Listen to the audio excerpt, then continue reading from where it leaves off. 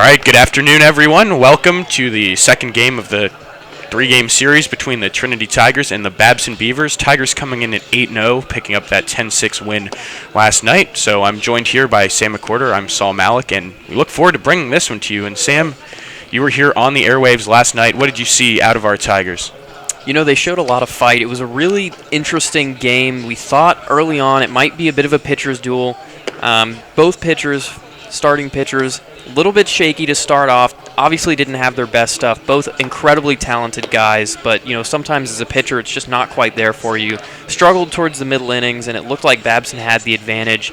Trinity fights back, and then we get to this point where Matt Thompson comes in and really just allows the offense to take off while he stymies Babson for a bit, and by that point it's all over as we get to the ninth. So, you know, it's a showing of a number 2 team versus a number 6 team. I'd expect this one to be a good game once again. Even if Babson loses all 3 of these, they're still a top 10 team in my mind. They're a very, very talented roster. You know, repeated again, they returned 27 players from their College World Series run last year. If Trinity takes all 3, it's going to be incredibly impressive. And I want to see a little bit from the pitching side. I want to see the bullpen settle in. But other than that, I just kind of want to see a continuation of yesterday for them. Yeah, absolutely, and I don't think we'll need to see too much bullpen having James Natoli out there on the bump for the Tigers today, and we will have the rest of those starting lineups out there for you momentarily. But Natoli there on the bump, currently leading the Tiger pitching staff with 15 strikeouts on this young season. Good to see him continuing his success. You know, he's had a very good career here, and he's on the mound to throw that first pitch. It looks like we're going to get a good start today. Sam, strike one there on the inside corner. Yeah, I feel like of all the pitchers on the Tigers roster, I feel like I know what I'm going to get out of Natoli the most every single time he steps up there. Really solid, steady guy. Gets weak contact. Can get the strikeouts when you need them. But mostly is just a very efficient pitcher. Should keep the pitch count down.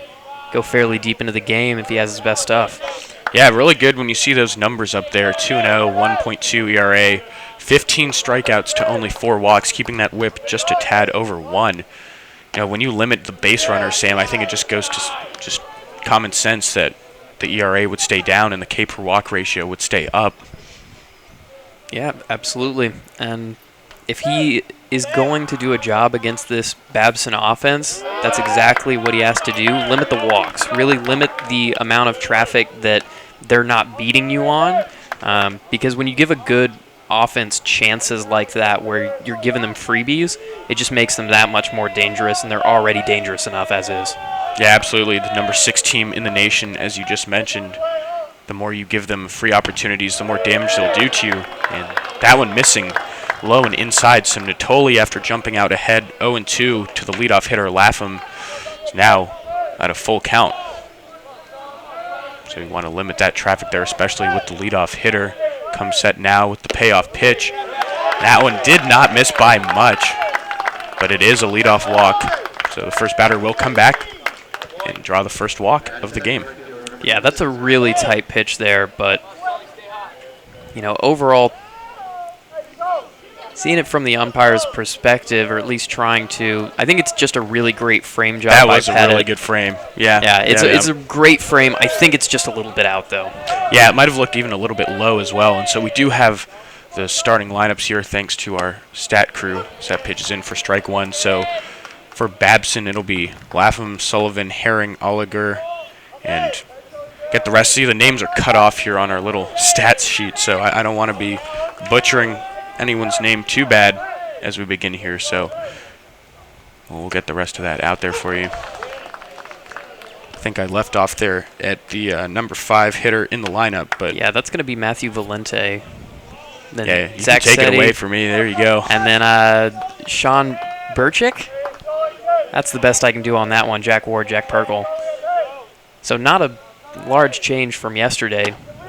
Not too dissimilar to the Tigers. One change in the lineup, low down, with Montreza coming in for MJ Metz in that 9-hole, moving Wisniewski over to third. As you would imagine, there's the lineup, as we mentioned, that one change there at the bottom. Michael Montreza in at second as we get a pitch over. Yeah, the last time I was here on the air with you, I got to see Montreza picked up a few hits in that game against Endicott, drove in a few runs, so good to have him back in the lineup as Metz takes a seat for this one. And Natoli missing up and away with that one, so falling behind again. Yeah, Natoli has been really close on all of his pitches so far. Nothing is missing by much, so I think he just needs maybe a couple more pitches to bed in, and then he'll be rolling. But it seems like it's mostly there for him today. Yeah, really not missing by much. And as you said, even that leadoff walk, that was a really good pitcher's pitch on that full count. And just really got to tip your cap on the take there from Lapham, the leadoff hitter. But the 2-2 now on the way from Natoli. And looks back at first again. He's really keeping the runner honest there. You can't blame him. You do not want a runner on second with nobody out to start the game. Yeah, he knows, even early in the game, there can be a tendency, at least from a fan perspective, to say, oh, well, it's just the first inning. These guys know every single out is important. So if you can keep that guy over there, or if you can catch him napping, it's really a boon to your chances. And it seems small right now, but it really multiplies over the course of the game. Yeah, absolutely. And with that pitch just missing high, Natoli with another full count. So both hitters he's faced now at the full count. And so the payoff pitch here, you might not be surprised to see that runner taking off. And is skied out there. Playable at shortstop. So it'll be put away from Herrera for the first out for the Tigers. Yeah, and that's one of the least dangerous balls in all of baseball, the nice little pop-up. And this is what Natoli does. He generates a ton of weak contact so that even if you're able to get a beat on him, generally the damage you do is not going to be that much. Yeah, that is a good point. Really, that contact that you allow as a pitcher, it's really the big difference if you're just allowing line drive after line drive versus allowing, a ground ball or a pop fly into the infield. So that'll bring up Sean Harrington, the 3-hole hitter. And, these statistics for Babson this year really mean next to nothing considering they've only had that one game, which was played here just hours ago. So he is hitting 400. I mean, take that for what you want, but really it means he was just 2 for 5, I guess, yesterday. Yeah, and I mean, you can look a little bit back at last year's statistics. 310 last year, 36 RBI, 41 walks, also had 10 extra base hits. So, the quality is certainly there, and as a senior you'd expect, maybe slight improvement on some of those numbers having worked over the offseason, but this is a very dangerous part of this lineup. You've kind of got that senior trio that's so dangerous for Babson in Harrington, Oliger, and Valente. And it starts from this 3-hole, and it doesn't get any better, that's for sure. Yeah, when you get into that heart of any team's order, especially where you have all that senior production there, you really need to be at your best work as a pitcher. Natoli coming from behind 2-1 here, and that one missing as well. I mean, it looks like I don't think that one was a strike, but it seems like he's thrown a few good pitches that have just very slightly missed, so could be a long afternoon for both pitchers here. Yeah, I mean, credit the plate discipline of the Babson hitters so far. Those are tight pitches, and they're not even flinching, so that's a difficult one to take. This is pretty weakly hit. It's just through the middle, though. Yeah, good piece of hitting there. And wow, that snap throw back into second. Almost caught the runner napping, but no harm will be done there. So station to station goes the runner, and it's a nice piece of hitting back up the box. It's what you teach a hitter. So first and second now, 1 out, and the cleanup hitter will dig in, and that's who you mentioned, Oliger, right now, senior. Yeah, and Oliger didn't get a hit yesterday, but hit some absolute frozen ropes. So you have to be careful here. Yeah, we'll see how Natoli decides to attack him. Good pitch there to get him started with strike one. And it'd be just great to get ahead of these hitters here as you get further down in the order, and then maybe come with that breaking ball that he's like to feature with 2 strikes. Yeah, I mean, how many times have we heard from an MLB pitcher even just how important it was season to season for them to be able to start working ahead of hitters more and more. it just makes such an enormous difference. The pitches that are available to you to throw, all of your options are open if you're working ahead. Whereas if you're working from behind, your options are narrow, you're clawing back.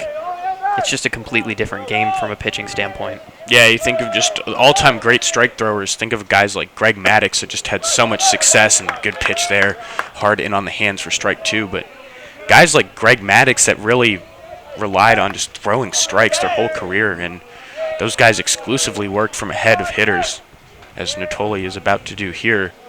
Yeah, I know. One of the great Greg Maddux quotes is just about how he used to just think about how many strikes he could steal throughout the course of a game.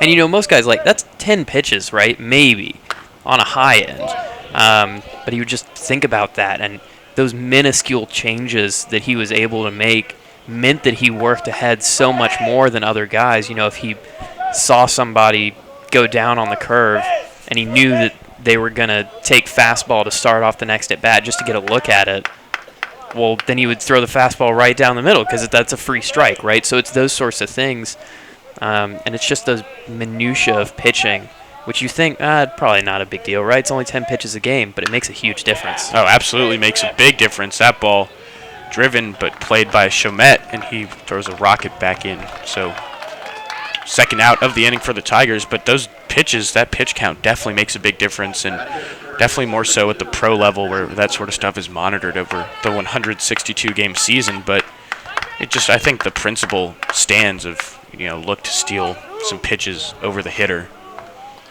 Yeah, any edge you can get at all is so important, no matter how little it seems. I think that's the lesson that I always took away from that. Yeah, exactly. And now we had a brief little mound visit there from Pettit talking to Natoli, and I think it's just, how do you want to approach this hitter here with 2 outs? I don't think there's really much more to read into it than that. Yeah, and how many times have we talked about Pettit, just great game management, great defense all around, really just a solid player in every aspect of the game. And, we're in college, but that's a veteran move right there. Hey, this is an important part of the game. Let's make sure we have our game plan together for this guy, and it looks like it is. Yeah, there's the 3rd out, so exactly on the money there. Pettit coming out and getting the game plan underway. So Natoli, despite the walk in the single, gets out of it without allowing a run. And Tigers will be coming to bat here. To lead off will be Herrera, Chomet, and Meredith. For the Tigers, they'll be facing the junior for Babson. It'll be Jordy Allard coming to the mound. So we'll be back once they dig in just a bit.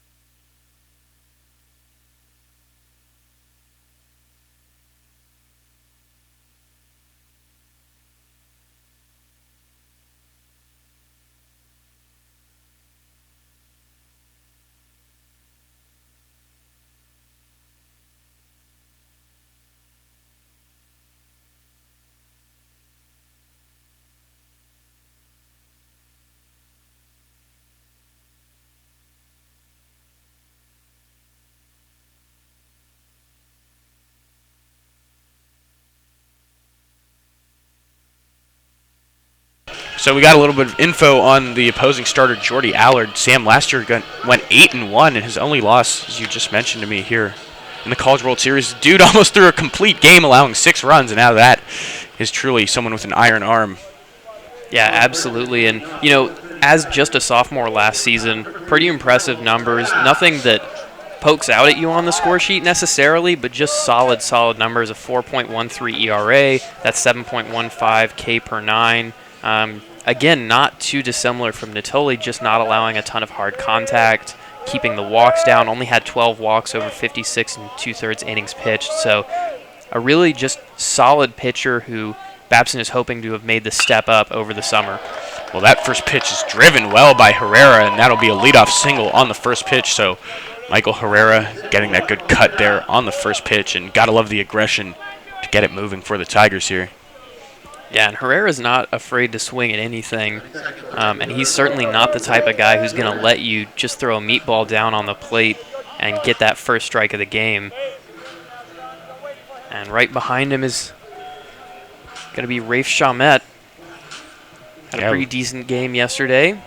Had that amazing triple in a clutch moment. Was pretty incredible, and you can see that OPS still at 704. That slugging percentage really propping it up, since the average is a little low. He's getting it done when the Tigers have needed him to, that's for sure. Yeah, I was able to catch a little of yesterday's game, and I was able to see that hit down the first baseline from Rafe, driving in a few runs, and that really opened the door for the Tigers. I believe it was 6-4 at that point, or before he got that hit. And they made it 8-4 in the bottom of the sixth inning. Really kind of gave them a little bit of protection there. Yeah, it was such a big moment with 2 outs. And that's just the kind of hitter that he is. He's so locked in all the time, but those clutch moments, he just gives it to you. Can be such a lift for a team. Yeah, Rafe, the middle of these 4 seniors here leading off in the Tigers order, so definitely someone who's very experienced being a member of this team. And, you know, we mentioned that in the last series the Tigers had already played a few games before seeing Endicott, and now coming into the series 7-0, while this game is Babson's, their first series, really helping the Tigers already get that look. Yeah, I mean, to a certain extent, they're already bedded in. They're ready to go. You can do as much preparation as you want, but the real preparation for playing baseball games is just to play baseball games. So definitely an advantage for the Tigers, but not a huge one, I wouldn't say. I'd say we're, again, looking at those little things that all make up the complexion of a baseball game, just those little ticks and tacks back and forth. Yeah, Chamet here at 2-2, rocking the mustache. Always love some good baseball facial hair out there. Gets under that one a bit. And it looks like it should be the first out for the Tigers, and it will be. Just played out left from Seti. So 1 out now. We're going to see Mason Meredith come up to the plate. Meredith's been hitting pretty well this season, at least from what I've seen. I mean, only been able to catch a few games, but he seems like he's been hitting the ball quite well, and that's really a common theme in this lineup. We've already seen 3 games where the Tigers have put up double digits in runs. Actually, 4 games, I correct that. So 4 games they've already scored double digits in runs, and he's hitting .371. I mean, that's just cartoonish, really. Yeah, absolutely. He still has that bit of swing and miss, but, we saw the power last year. We saw the wheels last year. It's all still here. It's just, like a lot of the players in the Tigers lineup, it's just in a mature package that's been ready to rock ever since the season started. And he's shown no signs of slowing down regardless of strength of opposition. So you expect big things from this top 4, that's for certain, and Meredith is a part of that. Yeah, good pitch, though, there. And Meredith falling behind at 0-2 to Allard. So we'll see where he decides to go with this one. Could definitely try to get him to swing and chase at something. But the plate discipline has been there for Meredith on the season. And he swings right through that one. So a good pitch there. Not what I was expecting, and I guess not what Meredith was expecting either. Yeah, it certainly didn't seem like, and I mentioned it at the top of the at-bat, the swing and miss. Still there for him, but so valuable when he makes contact. And we'll see Michael Goodrich come up after him, who, again, has had a really good start to this season. Just looking at Jordy Allard, I'll give you a pro comp for him. I think Sonny Gray. All right, I'm going to have to digest that one a little bit. Yeah. I mean, he has the same short little buzz cut, if that's where the comparison stops, but if you want to go a little further, I'm trying to see the way it's a pretty simple motion. That one's flied out in the left, and it drops in for a base hit for Goody. And no one's covering third, so Herrera able to get in to third base here. So runners on the corners with 2 outs, and these little pop flies just seem to always die out in the outfield here. But Yeah, this is pretty incredible. This is a great run, actually, from the shortstop, and he almost gets there. Jack Perkle showing off his range, but that's just one of those little flares that, unfortunately, it's in a spot of the field that no one really has a chance at. Yeah, you'd think maybe the third baseman might go out there and try to get it, but even so, it's just a very difficult play to make. But Sam, I'm interested to hear more about your Sonny Gray comparison because I'm curious. Yeah, I'll give you a little more. It's just a very simple motion. It's pretty compact. He's got that little bit of fall off towards the first base side. And he works with a somewhat similar arsenal. He's got that little four-seamer, which comes in over the top, and then he's got that really 12-6 kind of slow curve. And so far, it's been that four-seamer. He works it vertically. It's gotten a little bit of swing and miss, but it's mostly been kind of like a show-me pitch, and then he's got that curveball that he comes in with. So I think that's where the comparison is stemming there for me. If he pitches anything like Sonny Gray today, the Tigers are in a lot of trouble. Yeah, I mean, when you actually explain it out, I do see where you're coming from. Sonny Gray is kind of a weird case to look at because he had that really good rookie season and then had a year where his ERA was up over 5, just a really poor campaign. That one misses away, but it's weird that he's been a guy that's been kind of all over the map there with his statistics. Right, and I know a lot of people thought he was going to be an ace when he went to the Yankees, and he certainly showed some of that potential there, but I think really when he went to the Reds, that's when a lot of that potential was realized, and that is a heck of a pitch. Yeah, Vonderhaar wasn't too fond of the call, but protest is relatively short, and that one just buckled him up inside. That one just dropping in. Let's see it again. Oh, man, that is a nice pitch. Yeah, that's tight. Good pitch there from Allard. So our Sonny Gray prodigy, Jordy Allard, getting 2 strikeouts in the heart of the Tiger order, and he will also escape with the 0. So 0-0. We're about to take it to the second inning. We'll be back in just a bit.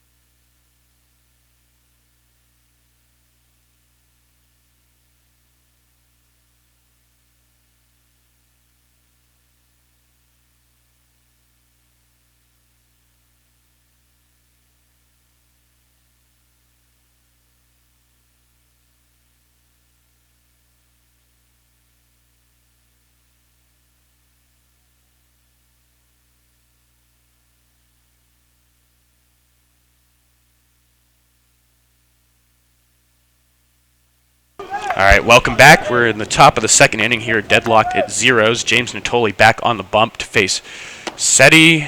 Let's see who else will be. Seti, Burchick, and Jack Ward, the 8-hole hitter.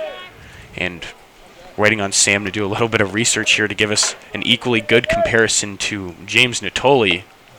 Always love those player comps up here in the booth as that pitch gets the swing for an 0-2 count. I've got one working in the back of my mind. Oh, I saw you looking through that list. I saw Bumgarner on there. That would be a nice one. Yeah, I was thinking about it. The delivery's a little bit too dissimilar. Yeah, that's that one. Gets that soft contact out there, and as you would expect, your center fielder comes in hot and claims that one. Yep, there's your first out of the inning. So Natoli wasting no time in getting that first out. And interesting about Bumgarner, I'm sure you're all over the news, but being found using an alias, Mason Saunders, to compete in some livestock shows, I guess is what it was. But I guess the alias is no more since probably millions of baseball fans are now aware of it. Yeah, he's had his cover blown a little bit as that one is going to make its way out into the outfield. That one's pretty solidly hit, and that's the first I've seen of Burchick, and well, I mean, looks pretty good from that, right?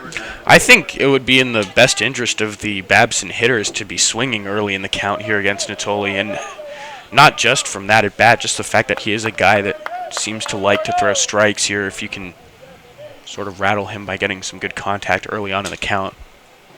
And Jack Ward might be the man to do it. He is hitting 600, and I know he only has played one game. I mean, don't jump on me for that. But he's hitting 600, he's driven in a run, and he has scored a run.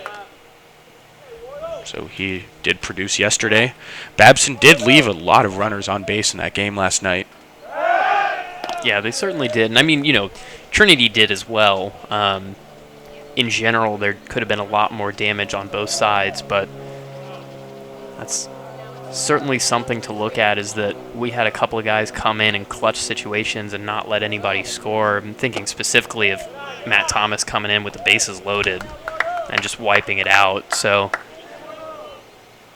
it was a good sign, but it was also kind of a scary one if you're a Tiger fan. Yeah, we've seen quite a few of those little jams there toward the end of some games, even in the middle innings, 5th and 6th innings, but hasn't appeared to be too bad on the Tigers yet as they're carrying that 8-0 record into this afternoon's contest. Is good pitch there from Natoli, and he did get that call in the outside corner, and you have to credit Tyler Pettit for the way he's been catching him. Yeah, I mean, he's been great all season. It's not news to anybody who's been watching. He's just fantastic, and he's really going to be helping, especially guys like Natoli who work on the edges of the strike zone. I remember back in the day, this is not a comp, but back when Dallas Keuchel had his preferred catcher, Martin Maldonado, back in like 2016 Houston days, or maybe it was 2015 when he won his Cy Young. But it just made him so much better because things that were 2 inches off the plate were just being brought back for strikes, and nobody could get a beat on him.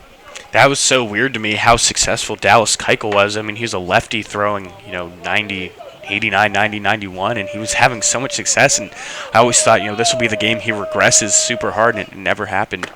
As a good pitch from Natoli gets the strikeout of Ward. So 2 away in the inning. The first strikeout of the day for James Natoli. So there will be 2 away here as Jack Perkle comes to the plate. The 9-hole hitter almost made a fantastic catch, but Goody was able to plop that single just over his glove in the last inning. Natoli again looking back, and I mean, you really can't blame him here. If the runner's able to swipe a bag here, he would be in scoring position here. So Natoli doesn't want to take any chances. No, absolutely not. It's been having a better second inning, and I think, like we had said, just needed that little time to bed in just to get those pitches a little bit sharper, figure out where the umpire has his strike zone set, and then he's looked good to go ever since. Yeah, he figures the game progresses, he will get in that rhythm, and the umpire, if he's at least remotely consistent with his calls, I mean, definitely helps the pitcher to know what he's looking for. As long as Angel Hernandez didn't get a flight to San Antonio in the past few days, we should be okay. So count now at 2-0. It's Natoli ready to face the 9-hole hitter yet again. Good pitch there in the top of the strike zone. So comes with that heat there, and you got to love it because you are expecting fastball as a hitter on 2-0, but the way he's placing it, it's not a pitch you even want to swing at. No, and I mean, you heard somebody from the dugout say, good take. Yeah, right. I heard that as well. That's the kind of thing. Yeah. Yeah, and it even was a good take. The fact that he took the strike was a good take because he wouldn't have been able to do anything with it. And that one there, barely clipping the strike zone on the outer edge. So 2-2, and Natoli just really working with a paintbrush here, painting the corners. Yeah, absolutely. He's got the Rembrandt going today. Oh, yeah, and not able to find it there. Maybe more of a Basquiat there all over the canvas, but that one missing up, so the count will run full here. How many niche art references can we get into today's broadcast? That's what I want to know. We're men of culture up here, Sam. All right, the full count payoff pitch on the way. 2 outs. Runner should be going. And that one is taken for strike 3. Great pitch from James Natoli, freezing the 9-hole hitter Perkle, and that'll be the end of the top of the second inning. So, and I tell you what, I just got the name. I'll give it to you right here. Give it to me. Mickey Lolich. Oh my Detroit God. Tigers pitcher way back in the day. I think that's an appropriate time to send us to a break, so we'll be right back for the bottom of the second.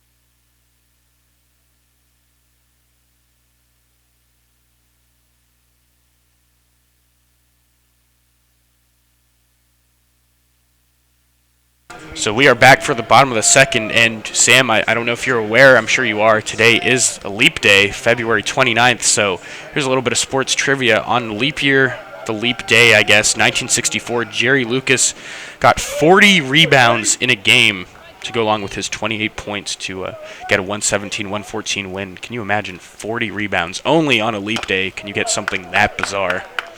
That is... I mean, those are some real 1940s numbers. So Yeah, those are...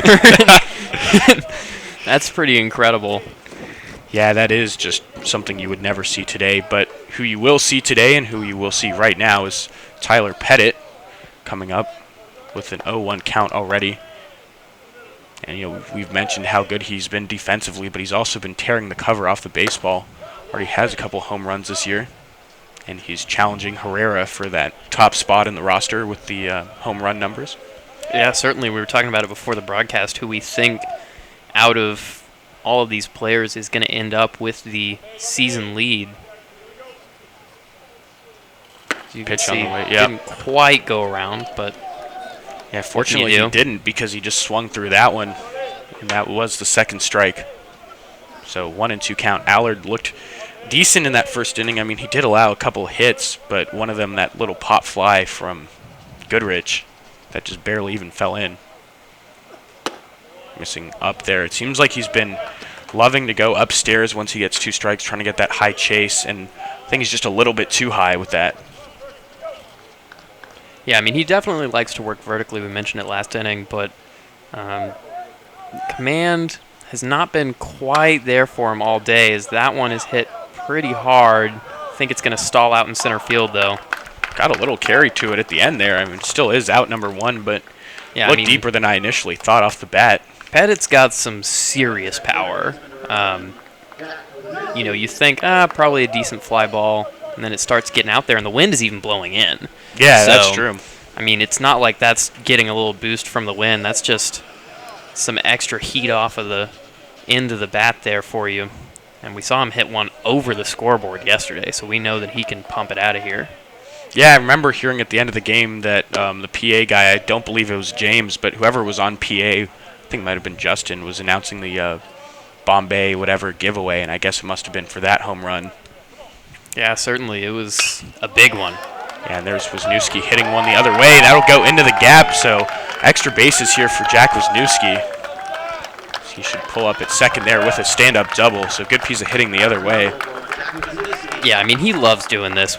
Talked about it yesterday. He just goes the other way so well against these right-handed pitchers, especially if it's running away from him. And that, not a ton of run on these fastballs, but still coming out of that righty arm slot. That's what he's trying to do, and then looking to pull the ball against left-handers. It's been a strategy that's really worked for him and kept him in the lineup. As we get to Evan McDonald, who, honestly, to me, one of the players that has impressed me most this season just in terms of value versus expectations. Yeah, you had mentioned that left field spot, left field spot had been a bit of a question mark for the Tigers, and it seems like he's been quite willing to just take that role on for himself, and he's not going to give it up. That certainly doesn't seem like it. It seems like that last unsettled position is the 9 hole as he moves the runner over. Yeah, runner on third here with 2 outs, and Montreza has the opportunity to bring in the game's first run. So, runner in scoring position here for the Tigers. Montreza, in his somewhat limited action this year, we've seen him a few times, but he is hitting .333 with an RBI. Swinging first pitch there. Putting it into center, playable and caught for the 3rd out. So swinging on the first pitch does not work out for Montreza. It is the 3rd out of the 2nd inning, so we're still scoreless here. So we're making our way into the 3rd, and we'll be back in just a moment.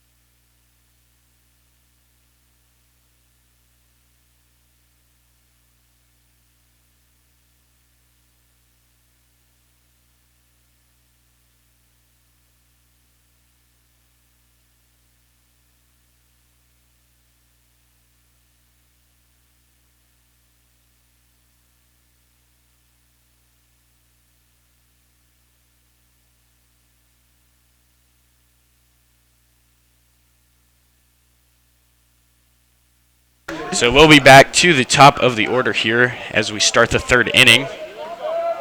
Thomas Laffa. So there was no M at the end of his name. I saw that at the beginning, and I must have just misread it. So.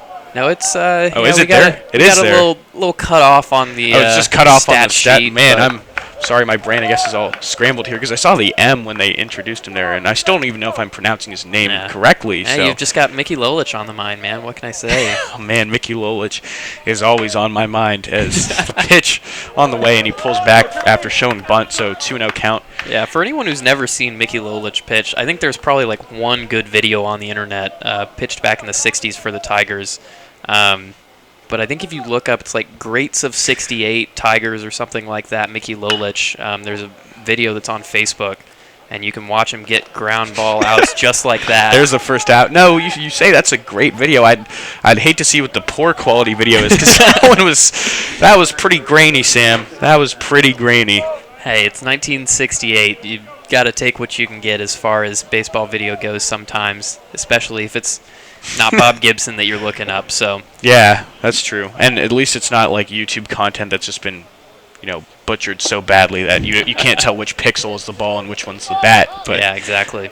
There's Matt Sullivan coming up. He's 0 for 1, but still bringing in a 500 average, taking ball 1 from Natoli here. Yeah, and Sullivan was a really interesting one. Didn't play for Babson last year, so obviously impressed over the offseason to garner a starting spot. Showed some big swing and miss, but late in the game seemed like he was locked in and ended up just crushing a ball. And I think that's why you're seeing him in the lineup right now. Just that power potential out of the 2-hole and the ability to hand things over to guys like Harrington, Oliger, and Valente with a guy in running in scoring position. But there's a swing and miss. Yeah, that pitch really caught him off guard there. Looking foolish on that, and that was strike 2. Sam, we might be in for a pitcher's duel this afternoon because we already saw a few hits out of the way, and I don't think these guys look like they're going to lose that command. So that dropped is a into heck strike of a pitch. 3. Wow, what a pitch from James Natoli, getting his 3rd strikeout of the afternoon. That one was a thing of beauty. Yeah, that is just an excellent pitch and so hard to pick up coming out of his hand. I mean, for Natoli, it doesn't get much better than that. That is an incredible curveball, just dropping right into the zone, baby. Don't know how you're supposed to even swing at that one. I mean, it looked super high out of the hand, and then it just fell in at the last second. Yeah, you just tip your cap and you move on back to the dugout and you say, good job, kid. Yeah, absolutely. Herring will come into the batter's box. And see, these name cutoffs are really throwing me off because now I'm just adding extra letters into names that aren't even there. So I have to tighten up on that a little bit. But fortunately, Sam is here to keep me grounded on all that. Yeah, I mean, Harrington is, if Tyler Pettit has an equal, Sean Harrington seems to be the guy as far as I can tell. Really solid defensively. We saw him call a good game even when his pitcher didn't have his best stuff yesterday. We saw him make some great throws over to second. The framing is there as well, and he contributes offensively. But there is that breaking ball once again from Natoli, and especially as a left-hander, that's just death. I mean, you're not doing anything with that. Yeah, it's a big overhand breaking ball. It's like that's what Kershaw's made his money on for years and years. It's that over-the-top breaking ball that just falls in there. And then you come back in with the high fastball. And, as a hitter, you're like, oh, what do I do with this? Yeah, there's nothing to do but check your swing and nearly get hit in the wrists. But he's able to stay alive. So Natoli just a strike away here from a 1-2-3 third inning. Dealing with the top of the order. Should enjoy this lefty-on-lefty matchup, too, with the off-speed he's bringing. Goes away with it and misses. I like that location, though. See, if I'm him here, I might be trying to drop in another breaking ball lower half of the outer edge of the strike zone because he's been getting that call a little better also. Yeah, I mean, it's a dangerous one, but I think 100% you're going breaking ball. I think it's more a question of is it left corner bottom or is it right corner bottom? And he gets the grounder right back to him. Simple toss to first. 1-2-3 inning for James Natoli. Good piece of pitching there. And we'll take you to the bottom of the third in just a moment.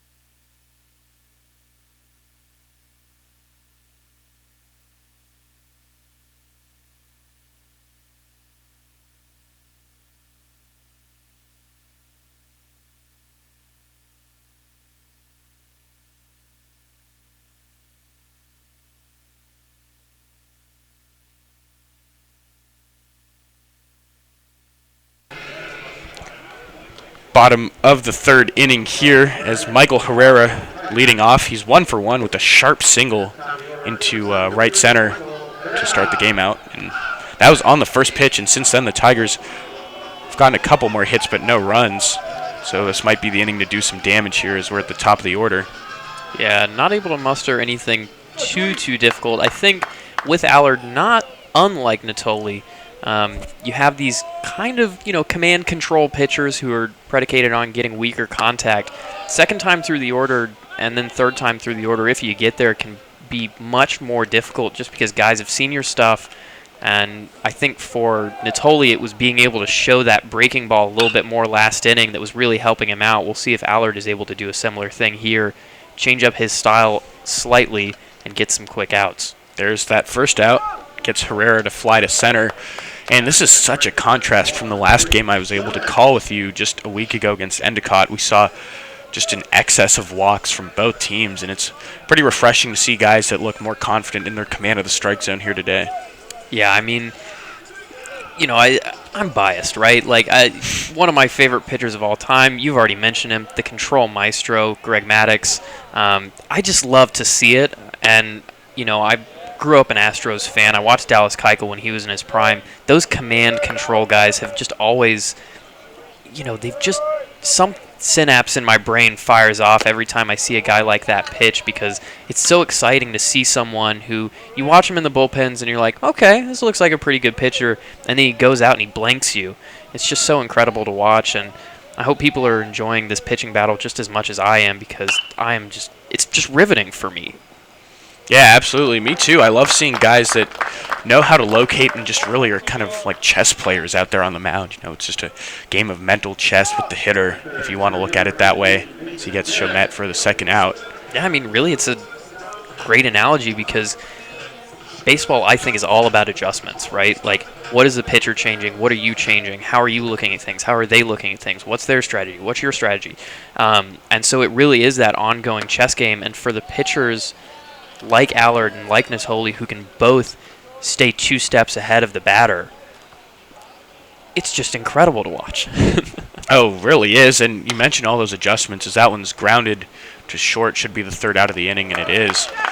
But, I mean, we can continue in the next inning, but talking about adjustments, like with the shift, that's such a big thing in the pro level right now. So we'll leave on that thought, and we'll go to the 4th inning.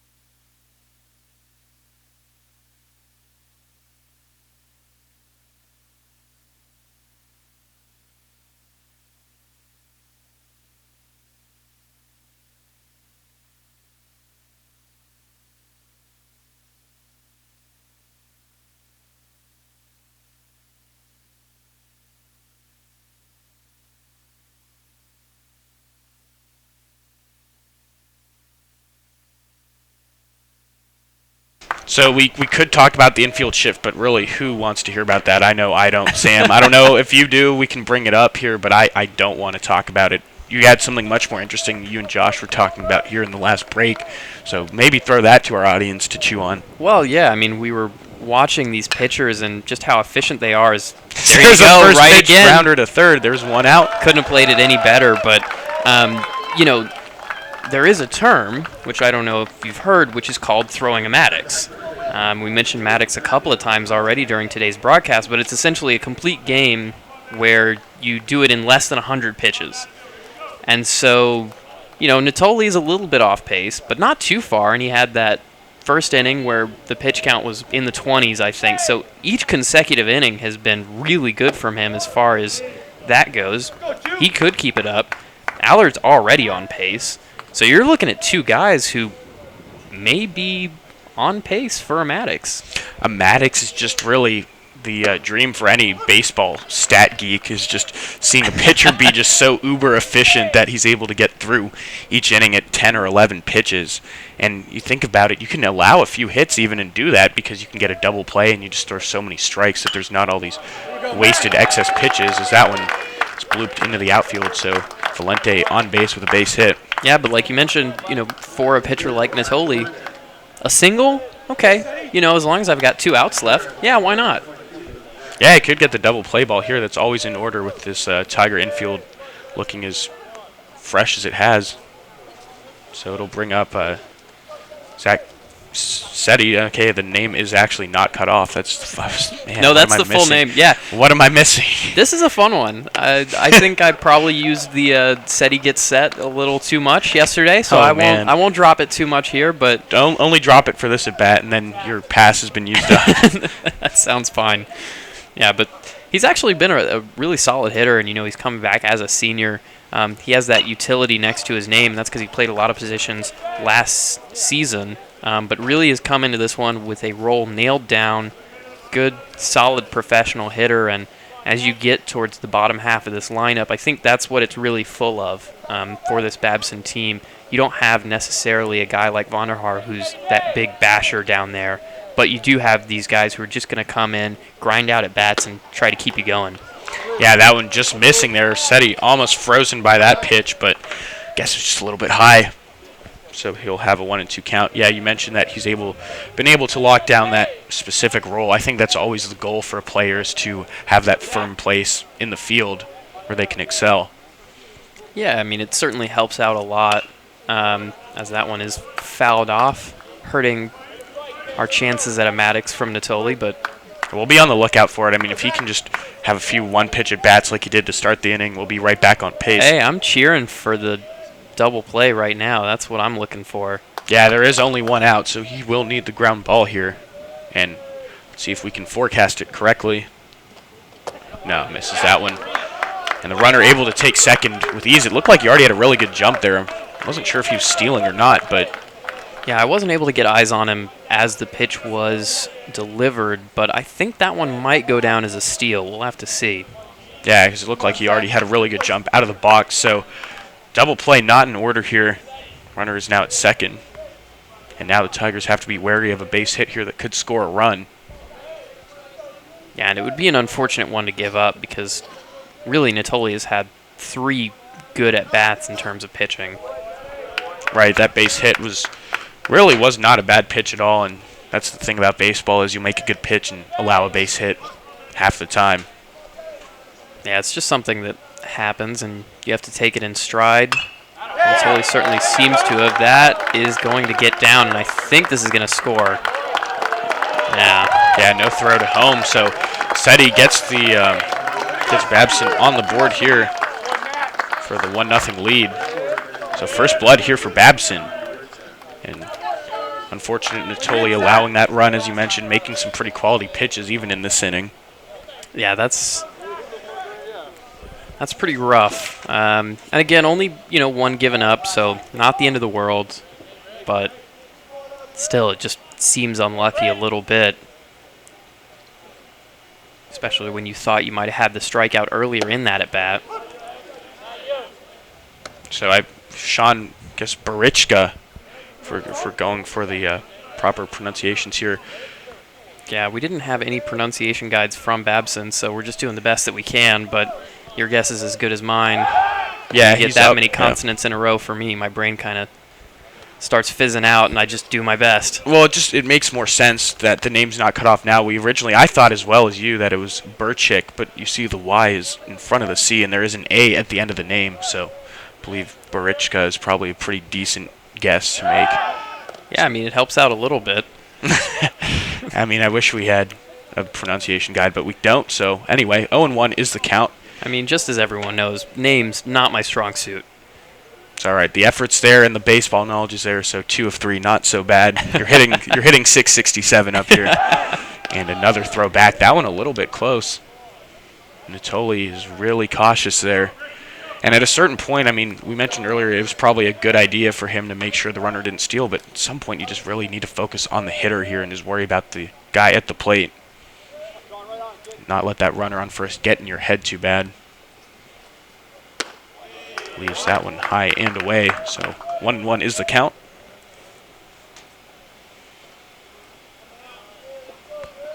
Yeah, this at-bat in particular has not been the greatest one for Natoli. A couple of pitches just haven't quite had the same bite. Gets that strike there, though, so he is ahead in the count. And this middle game of the 3-game series was the one that the Tigers lost to Babson last year on March 1st, and so with whatever creepy voodoo comes with having a leap year day here on the 29th, Babson also taking the lead early on. But that was only one of a few losses the Tigers did have last year. I was just going through their schedule, only 12 losses on the whole season. Yeah, it was a pretty good one. I don't necessarily know if anyone was incredibly pleased with how last season ended up, as that one is a good strikeout there for Natoli, and that one did have the bite down in the zone. Yeah, it was a really good pitch. But, I mean, it was a good, solid season. We had a lot of really good players last year. A lot of them played really well.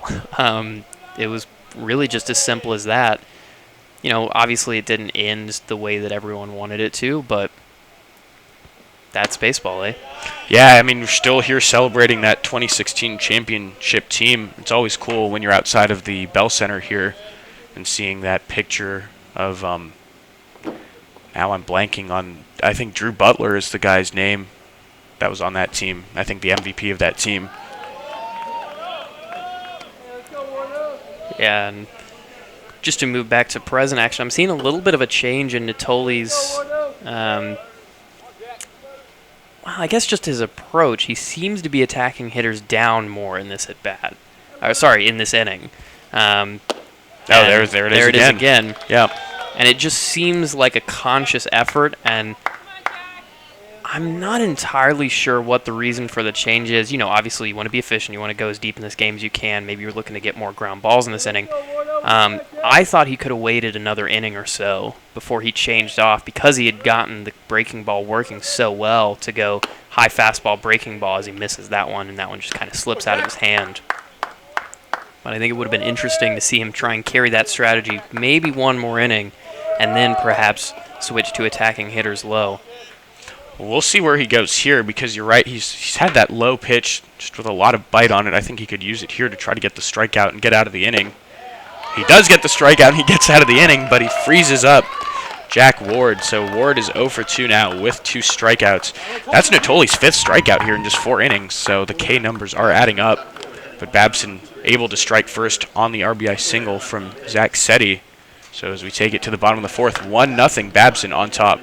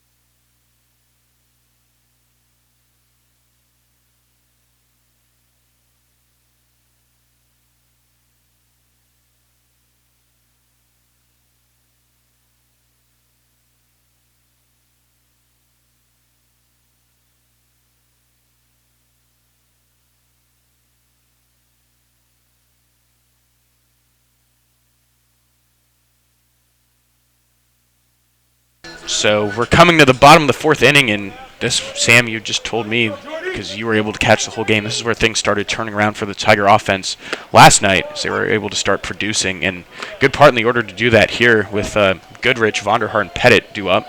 Yeah, absolutely, and I mean, we saw last night what happened was they got a view at the pitcher. He was okay, solid, threw a couple. But then as he got down to that lower part of the order, second time around, Vonderhaar had gotten his eye in, Pettit has gotten his eye in, and with Goodrich up ahead of him, they were able to string together quite a few hits. The bottom part of the order got to him as well, guys like McDonald and Metz, who's obviously not in the lineup tonight. But it was just those guys being able to get their eye in, and they were really able to change the complexion of the game, so we'll see if it can happen again. Goody with a little bit of a swinging bunt there, and good play from the pitcher Allard to field his position and get that out. So first out here. Goody has made some pretty, I guess, weak contact, but he is 1 for 2. Had that little blooper earlier on, so Allard doing a good job of neutralizing Goodrich's bat. Yeah, I mean, he's done a good job really on those top 4 guys that we look to as the tone setters. Herrera, Chomet, Meredith, Goodrich, all of those guys. None of them have really smoked one. Yeah, he struck out Vonderhaar last time looking at a breaking ball that just dropped in on the inside corner, and that was a pitch that I was really impressed by. Yeah, it was a very solid pitch. We'll see how he attacks him again this time. I would expect him to go back to that inside corner, looking to jam him, because when Vonderhaar gets his arms extended, I mean, I've said it before, I'll say it again, he hits one of the hardest balls I've seen maybe from any player at Trinity. I mean, it is just incredible to watch. So if he gets his hands extended on anything, Allard could be in some trouble. But if he's able to attack in, might be okay. He's able to get a ground ball, but the ground ball finds space there up the middle, so a base hit for Vonderhaar. And to your credit, I mean, going inside on a guy like that with such a long swing, it really improves your chances of getting in on those hands. But that's where the adjustment comes in for the batter to really shorten up that stroke and get the barrel on the ball. Yeah, absolutely. And, you know, for Vonderhaar as well, it's not a bad piece of hitting. But if you're Allard, you're like, all right, well, that's what I wanted. Yeah, exactly. You know, You did get if the I'm ground not going ball. to strike this guy out, I want to grab him a ground ball, because if this guy puts something in the air, it could be going out of the ballpark. So as a pitcher, you kind of just got to go, well, okay, executed. Didn't work out exactly how I wanted to. Oh, well, move on to the next guy. And that next guy is Tyler Pettit. He's 0 for 1, but look at that batting average. I mean, even looking at Vonderhaar's, his was over 400, and Pettit at 379 with those 2 home runs and an OPS over 1. Just really impressive numbers. Yeah, I mean, the whole Tiger offense really just been very, very good. You know, you can either look at the rate stats or you can look at the counting stats. If a guy doesn't have one, he's going to have the other one, that's for sure. So Pettit has both. Yeah, and got that first out hit very well. Yeah, he nearly put another one over the wall in center field like he did last night. But wind blowing in and just the deepest part of this ballpark just stalled out right on the warning track. And really, that's the worst bit of contact that Allard has allowed all game. Ooh, Allard, the ball was just not caught very well by the catcher there, but still did look high. Just maybe a cross-up there in the signs. Yeah, that's what I was kind of wondering. I thought that maybe Harrington was expecting a fastball up, and he got the curve, and he just wasn't quite expecting it. Yeah, that one's ripped there, and it is a fair ball down the line, so first to third goes the runner, which was Vonderhaar. So first and third now with 1 out. That play just kind of developed weirdly. It looked like the ball was going to reach the corner there in left field, but it was cut off. Yeah, it just didn't quite have enough heat on it. And initially, I thought this was going to be just a foul ball that pulled over, but you see it just manages to stay foul. I think it bounces off of the bag, actually, and that's part of what stops it up, but fairly weak contact either way. Yeah, the way he moved out of the box made it seem like he was expecting it to be foul himself. That's sort of where I got that inclination to begin with. But it is a base hit, and so Wisniewski coming in with runners on the corners, and he did double the opposite way last time.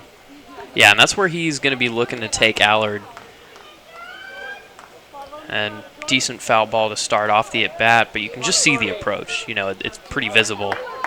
Looking to blast one the opposite way against these right-handed pitchers, especially ones that have that two-seam movement, but even against a guy like Allard who just has that kind of natural movement off of the arm. That's not a ton. It's more like that Garrett Coley type of just a little bit of movement off towards the arm side as the four-seam comes in. I'm curious to see if he might just try to shoot a ground ball through, short and third base here, try to bring that runner in. Wouldn't be a bad one. We've also seen him go to the bunt, which I wouldn't be a fan of here in this situation, but it's a weapon that he has in his arsenal because he is fast enough to pull it off. Overall, just bunting, I've just never been a huge fan of giving up that out, but Wisniewski will fly that one. Should be plenty deep to score the run in center. So it will be. The Tigers will tie things up here at 1 on the sacrifice fly. So Wisniewski doing his job here and giving the Tigers a fresh game to look at. Both teams scoring 1 in the 4th inning now.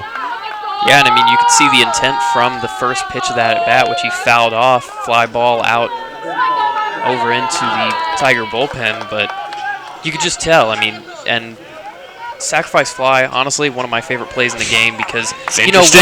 Well, I mean, here's the thing, right? If you're a hitter, what can go wrong, right? worst case scenario, if I hit a fly ball out there, it gets caught and I score the runner. That's worst case. Best case scenario is I hit a home run.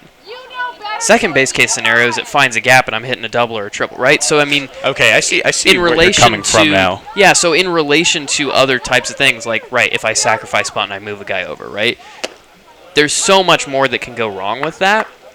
And the best case scenario is so much further down. And I just think that, guys who hit those fly balls and bring those runners in, they often just don't get a lot of credit because you're like, oh, well, it's an out. And you don't see the intent behind it. But I can tell you, Wisniewski was trying to hit a fly ball there.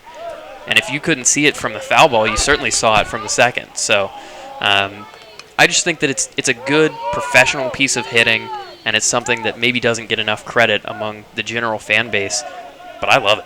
Well, that's fair because when you do have a sacrifice bunt, you could pop it up. You could bunt it to where the guy isn't able to score from third if you don't position it in the right spot. And that fly ball, there was no doubt when he hit it that run was going to score. So 2 outs, but the run does score, and McDonald now has 2 strikes in the count. He's 0 for 1 with a ground out, his first at bat. But the 8-hole hitter for the Tigers still hitting well over 300.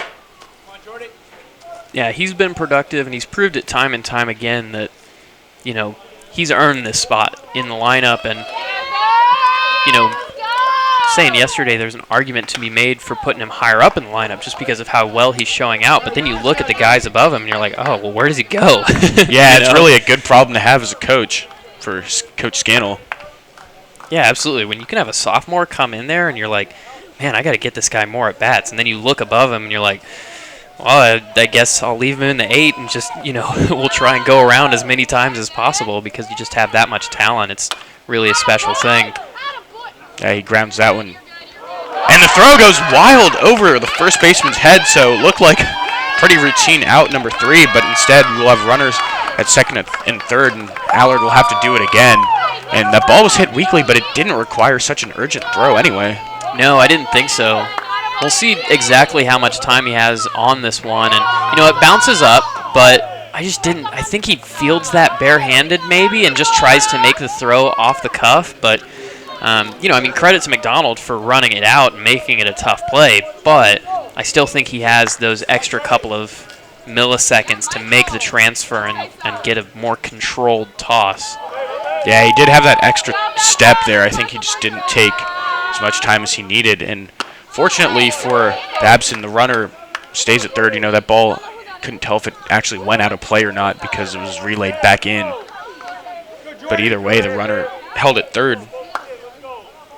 Yeah, so not as bad as it could have been, but still, you were looking at giving your number 2 pitcher a pretty decent inning, and now that one is into right field. I think this is going to score 2. We'll see if there's a play at the plate, and actually he's going to hold up at third, so it's just going to be an RBI single, but... Man, that's brutal. That's really brutal. And, at this point, that first run, you might say, oh, well, that's, the fault of the third baseman, Ward, for allowing the inning to continue. But at this point, as a pitcher, you just have to settle in and get that third out. Yeah, and that's a really tough one to take if you're Jordy Allard there. And he's going to get a little bit of a visit here. And, I wonder if this is just about, hey, you've been doing your job. Don't get down on yourself. Keep it up. And if you let your head drop, things are going to get really bad. So we just need you to focus in here. Don't worry about it. You should have been out of the inning, but you can't let that affect you. Yeah, and I think, just knowing how most pitchers are, they're pretty good competitors out there. I think Allard would probably tell you that that's on him anyway to allow that base hit and allow that run. I don't think a pitcher would ever look at one of his guys and say that's on him for allowing that inning to continue. Yeah, I think Allard is more just upset with himself. I think that's often the place you get into as a pitcher where you're just like, man, I shouldn't have allowed that to happen. I can't believe. And that could have been, I believe that was caught by the third baseman on the rope. Yeah, it took me a second to catch up from the camera angles, but that could have been trouble as well. So we'll see how Allard comes out in the next inning. Ends up giving up 2 runs. What probably should have been 1. I think we both agree on that. But Tigers and Babson once again in the 4th inning, locked in a tight one. Yeah, 2-1 Tigers, about to head to the 5th inning in just a sec. Don't go anywhere.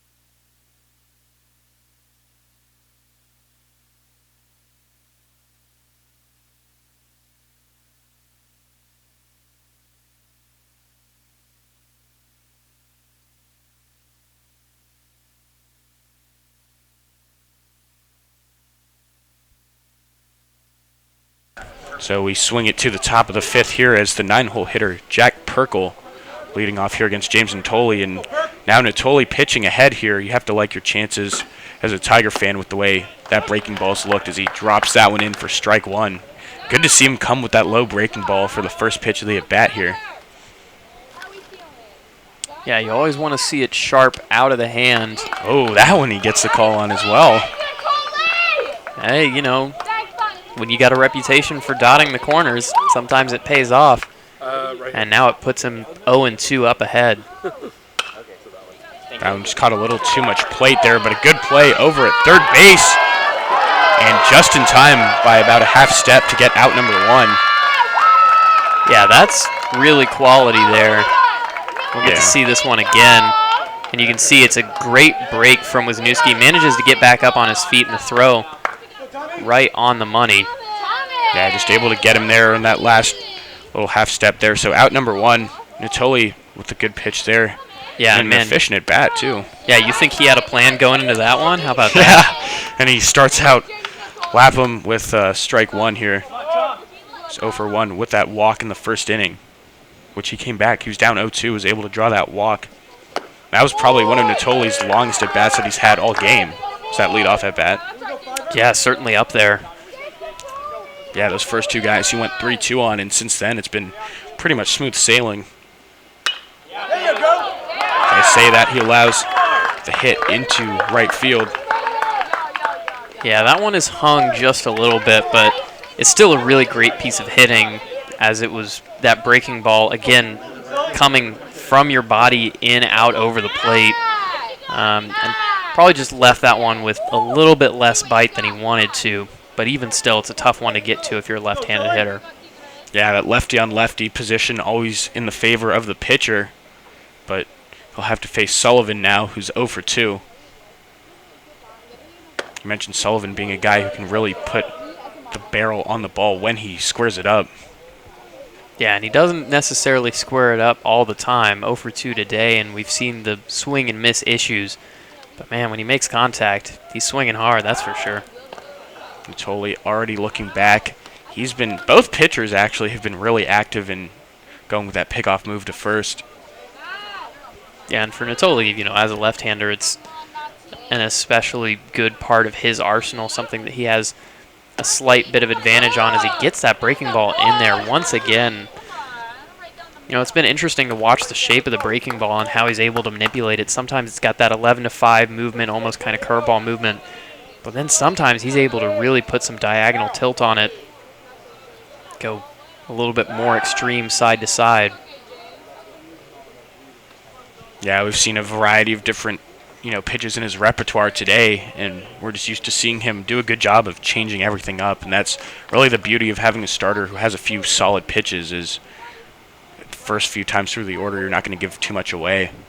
Yeah, and he just has such a great feel for all this stuff as that one drops right in there once again. Yeah, and that one a little bit more like if you're looking at a clock face, right, you're going from 10 to 4 on that clock. That's pretty spicy. Love the adjectives we're bringing today to today's game, but here at 1 and 2 comes Natoli, and that one's fouled away. Natoli, as we mentioned, has 5 strikeouts in just this 4 1/3 inning, so it's almost a subtle 5 strikeouts. I mean, he's not blowing anyone away with 95 or 96. It's really just all about the placement and the off-speed. Yeah, and I mean, I think the off-speed has looked as good by my money as it has all season. It's been really, really solid. And that almost feels like kind of like a reset pitch for me. Like, in case the guy goes fine, but if not, I just, want to reset the batter's mind a bit. Because sometimes you can pitch yourself into a place where you're like, I thought that was my out pitch, right? And so if you have a pitch to waste and reset the sequence with, it's not always the worst idea in the world. Right, and he's still at 2-2 here, so he can spoil one, but gets the weak contact for a pop-up there to Montreza at second base. So the contact he's getting has been weak when there's even been contact, as he does have 5 strikeouts. So good pitching performance, and this is exactly what you need from your senior coming out here against the 6th-ranked team in the nation. Yeah, and it's always so nice, especially with Trinity's pitching staff. It's had a little bit of, being a little bit unsettled, I think is probably the best word for it. And so to have your guy come in here, you show confidence in him, and he comes out here and he does this. Even, if the inning ends here and this is the end of his day, it's still been a really solid outing for him, limiting the damage, getting the strikeouts. Just been doing a really good job of it. Yeah, it's pitch number 84 of the afternoon for him, and it'll be sliced the opposite way, and it'll drop down there by McDonald. It should be able to score the second run of the game for Babson, and it will. So a 2-out RBI double from Sean Harrington ties things back up, and that one, good effort there from McDonald, but unable to come up with a brilliant catch. Yeah, I mean, those are those inches we talk about in this game of inches, and you wonder with maybe a slightly better relay if you're able to catch the runner. He's not the quickest guy in the world, but overall that's just a tough defensive position to have put yourself in, and now you've got a very dangerous man at the plate once again. Yeah, Jake Oliger, he is 0 for 2, but definitely not someone to take lightly up here in the situation. Strike one from Natoli. Now, Sam, I mean, we've talked about that Trinity bullpen being a bit of a question mark at times. How early do you think at this stage they'll go away from Natoli? Because you mentioned maybe this could be his last inning. Well, I mean, I mentioned that more as, so if you look at the stats and you go, okay, well, he goes through 5, gives up 2 earned runs, strikes out 5. That's a good outing, right? Oh, I see. Okay, more of a hypothetical. More of a hypothetical. But I do think, I mean, pitch count at 85, I've seen Natoli go up to 110, and the way that he pitches, that could be another 2 innings. So gets out of this one, stays relatively clean. I'm going to bank on another 2 innings probably from Natoli if I'm Coach Tim Scannell. Yeah, absolutely, and the score is knotted at 2, so not too much damage done there against Natoli. Tied up at 2, we'll be at the bottom of the 5th in just a moment.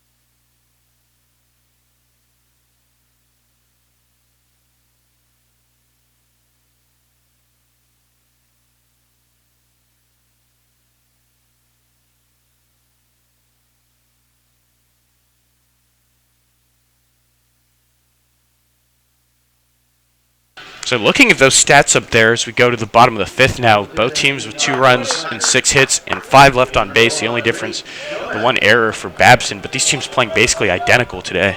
Yeah, absolutely. You've got 2 really solid pitchers on the mound who seem like they're on top of their games today against 2 very dangerous offenses. I mean, we know how dangerous Trinity's offense is from earlier in the season, and we know how dangerous Babson's offense is from what we saw yesterday and from what they did all of last year. So these are 2 very talented teams just tossing their best at it, and it's really fun to watch the battle take place.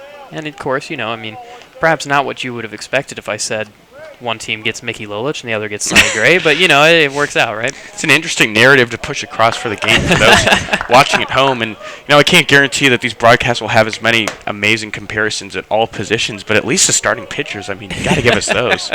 And so, 0-2 on Chomet here. He is 0 for 2.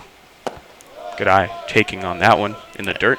Yeah, and I mean, I think I've got a pretty solid comparison on Chomet as well. So. Oh, man, we're going to go back to Lonnie Smith here, arguably your favorite player that's ever played the game. I mean, he's up there. I got to be honest with you. As this one is going to find a gap again, I think. Yeah, infield single for Chomet. He goes the other way. It's just really cool to see him use both sides of the field because we've seen him rip balls down the first baseline quite a bit and then going the other way with it. Yeah, and I mean, he has such tremendous speed and is really just a talented hitter in terms of his bat control. I think that's the thing that separates him, is that he really has that going for him. Able to place balls pretty well, and early in the season it's been somewhat of a struggle, but he's still producing for them. He's still doing a really good job. Yeah, still has quite a few RBIs as well. I believe he's at least at 10 now this part in the season. Yeah, I mean, he was the team leader coming into this series, and that was without even hitting over 200, so you can only imagine the things he'll be capable of once he really starts to heat up, and I've got no doubt in my mind that he will.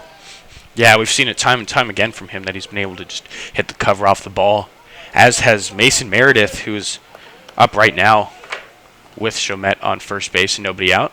Yeah, 0 for 2 today, one of two guys on that Tiger lineup sheet without a hit, him and McDonald. Now we've seen McDonald ground to third base both times. We've seen Meredith strike out that first time that he faced Allard. Hits out in the other way. That looked pretty good off the bat, but it's played out in right field. See, it's kind of hard with the way the camera angle is to know exactly how much the guy got on the ball, especially the way he jumped out of the box as if he had extra bases. Yeah, and I mean, he's that type of guy who's going to give you that hustle anyway, but that's a touch unlucky. You're up pretty close to the warning track, maybe a couple of steps off of it, but still hitting it pretty hard into right field. Happens to just be right at the fielder. Fortunate for whoever parked their car out there. That one swung that's on. me. Oh, is your car there? Well, there's a play over at second, and Chomet able to swipe second base. But yeah, Sam, you might want to get one of your buddies to go out, get your keys, and move your car from there with the way some of these guys can swing the bat. Hey, there's no parking anywhere else, and if I'm going to get my windshield broken, it may as well be by a home run. Yeah, that's the most Sam McWhorter thing I could imagine, is celebrating a home run off of the front of his windshield. That one missing away to Goodrich for a 1-1 count. And that stolen base by Chomet, pretty important now. You only have one out here. It's a good part of your order coming up. Yeah, and against pitchers like Natoli, like Allard, who have just been able to control the game, being able to scratch and claw those runs together is really important, as this one is hit pretty hard. I think a fielder might find it. Oh, it's misplayed out there in center. No catch. And Chomet was waiting to see what would happen with that, but he should still be able to come in and score. And he does. So that ball at first it looked like would be playable, but instead it's an RBI double. I imagine that has to go as a hit, no matter how, I guess, poorly it was played by Oliger in center field. Yeah, I mean, you can see this one is really hardly hit out there. Probably a play should be made on it, but fielder gets tripped up. I think his toe just dug into the ground. And then Chomet, again, you mentioned it, how important it was to get over to second. If he doesn't do that, that's not a scoring fly ball. But yeah, as things stand, right? Now you've got a Trinity lead. Yeah, I wasn't sure why Oliger slowed up on that, because he seemed to be under it and then sort of, I don't know, try to take another step at the ball. Maybe just didn't see it too well. Yeah, I mean, you've got the sun out today. We're, moving closer into the afternoon, so it's got a greater chance of being in your eyes. And you've got the wind to contend with out there. Let's not forget about that, too, blowing in pretty hard from center field. So I think it probably is a ball that, 9 times out of 10 you expect a play to be made on, but it's not a can of corn. Let's call it that. Yeah, right. That isn't the routine pop fly that you see a lot of the time. Vonderhaar up now. He's 1-2. Sorry, he's 1-4-2. 2-1 count on him. He's hitting .452, so you gotta love the chance he has here to drive in Goodrich from second. That's gotta be. Oh man, we've seen some well-hit balls this inning here. I mean, I was thinking of all of the ones, if anything looks like it's gonna leave the park, I was thinking maybe that's it, but wind holds it up, and you at least move the runner over. But a couple of these have been kind of tough to take for these Trinity hitters, feeling like they've really gotten a handle on the ball and perhaps not the reward they thought they might have gotten. on a different day. Well, I'll be more of a glass half full guy on that and say, hey, if you're here in the 5th inning and you're hitting the ball this well, starting to see it out of the hand that well, you might be able to knock Allard out here in the next couple innings. Yeah, that's certainly a possibility, and he's had to work around more trouble in the last 2 innings than he had in the first 3 combined. So we'll see if he's able to right the ship or if things are going to continue to get better for Trinity. He's had several balls this inning as well that he's just missed on. Yeah, that one really didn't miss by much. And looking at his stat line here on our computer, it says he's allowed 3 earned runs in 4 2/3. That should be changed to 2 because of that error in the 4th inning with 2 outs. But that one also just missing. So 3-0 is the count on Pettit. If he were to get on here, it would be Wisniewski batting with 2 on and 2 out. 3-0. And it's strike 1. Expecting the take there 99% of the time.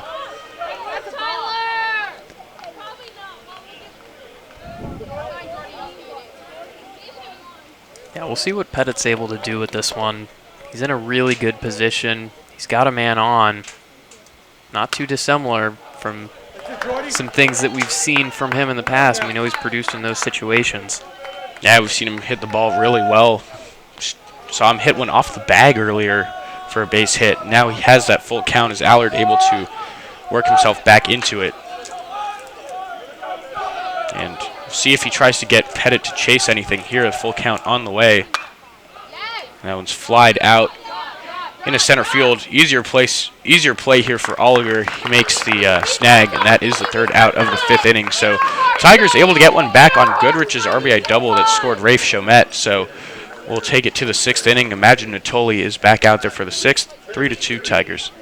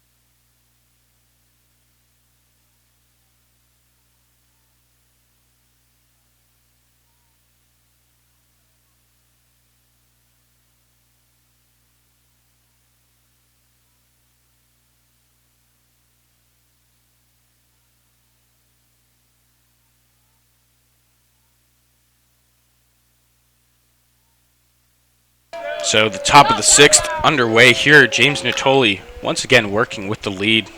We saw him down 1-0 after the top of the 4th, then able to pitch with the lead coming into the 5th. Then it became tied 2-2, and now he's out with a 3-2 lead for the 6th. Against Matthew Valenti here. Yeah, and once again working down in the zone, gets an easy ground ball that Herrera is able to handle. He's gotten quite a few of those. It seems like the beginning of his innings have been just extraordinarily efficient. The first hitter of each inning seeming to be swinging for the most part early on in the count. Yeah, I mean, he's certainly locked in. He has a plan for his guys. You know, obviously plans have to change as you get deeper into an inning based on what worked and what didn't. As he gets a sword there. That was just a really goofy hack there from Zach Setti, but he did drive in the game's first run with an RBI single in the 4th. Yeah, I mean, that's what you call them when they come through and look like they're about to go on guard. That's yeah, it looks like a fencing moment or something. Yeah, that's a sword from Natoli, and this looks like it's going to be an out. That's not a term you just made up. No, that's a real baseball term, believe it or not. Man, learn something new every broadcast. So, with that being said, there are 2 outs now in the inning. That seemed quick. It seems like we just got back on here. I mean, I said last inning that I expect Natoli to go another 2, so on track for that right now, that's for sure. Yeah, I mean, ignoring the pitch count because, like you said, you've seen him go to, 110 or 115 even. I think the highest I've seen him go is maybe 121, and he seemed like he was stretching the limits. But honestly, you never know. Yeah, I mean, he's here in the 6th inning with 2 outs. Should reasonably be able to get out of this inning under 100 pitches. I mean, I guess that's barring what happens in this at-bat, but Barichka is 1 for 2. Yeah, I mean, certainly the way that he's looked, you would think that that's on the cards. Yeah, I'd say it's pretty reasonable. So that one's hit out into center field, and there it is. There's the 3rd out of the inning. So really quick, efficient 1, 2, 3, 6th inning for James Natoli, and you know what that means. He's earned himself a quality start with 6 innings and just 2 earned runs allowed. So with that being said, we'll take it to the bottom of the 6th inning in just a moment.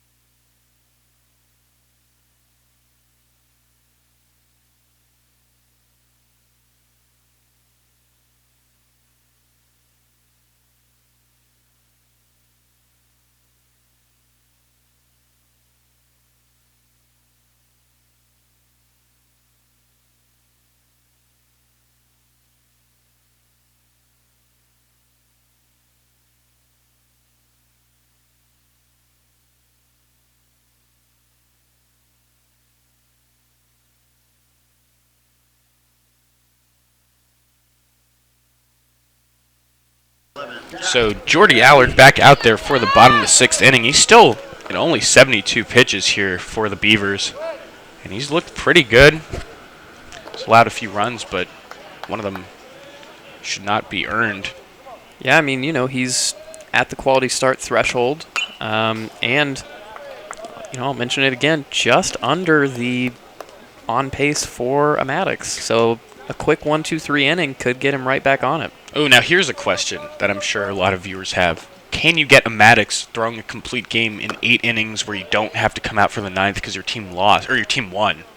That is a great question. It would mean... Well, it would mean that your... Well, you're the home team. You'd have to be the home team. Yeah, I mean, it would mean that your team... sorry, hold on. Sorry, no. Hold on. Okay. It's the other way around. Right. Okay, my bad. There's a base hit for Wisniewski. I'm trying to think as we're watching what's going on, but... Yeah, you threw me for a loop with that one. But no, it would have to be your team lost. Okay, right. And... You're the road team, and you allowed like 1 run over 8 innings, and you got right, shut and the out. other guy got shut out, yeah.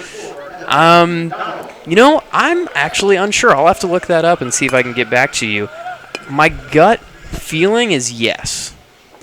Just because I think that still counts as a complete game. It's still a complete game, but then with the 8 innings, you have that whole extra inning where you could have labored for 30 pitches. Who knows? But yeah, that would just be an unfortunate game to even pitch in, where you go 8 innings and allow just 1 run or so. Yeah, that would not be a fun one. Yeah.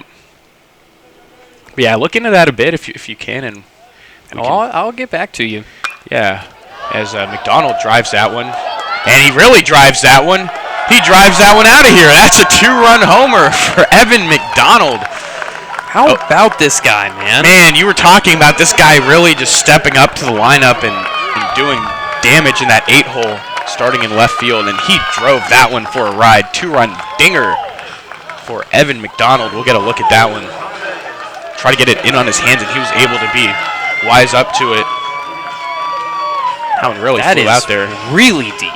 That probably hit 4 golf carts driving along that way on the way to maybe. I mean, that one was deep. Yeah, that was easily 400. Wow, great swing for McDonald, and that gives Trinity that 5-2 lead, and I'm not so sure if we'll get to see a Maddox here from Jordy Allard. No, it's not going to happen. He's going to get taken out of this game. You can do it in 8 innings, though, I've just learned. Okay. But he's not going to get a chance at it. It'll be interesting to see who they pull out of the bullpen. I would expect to see Henry Leak, but we'll see. Yeah, we will see what they do with this. I mean, they are down by 3 runs now, and really the goal here should just be to keep them in the game. And I'm not opposed to staying on the air here as we see who it is, but you let me know the direction you want to take it.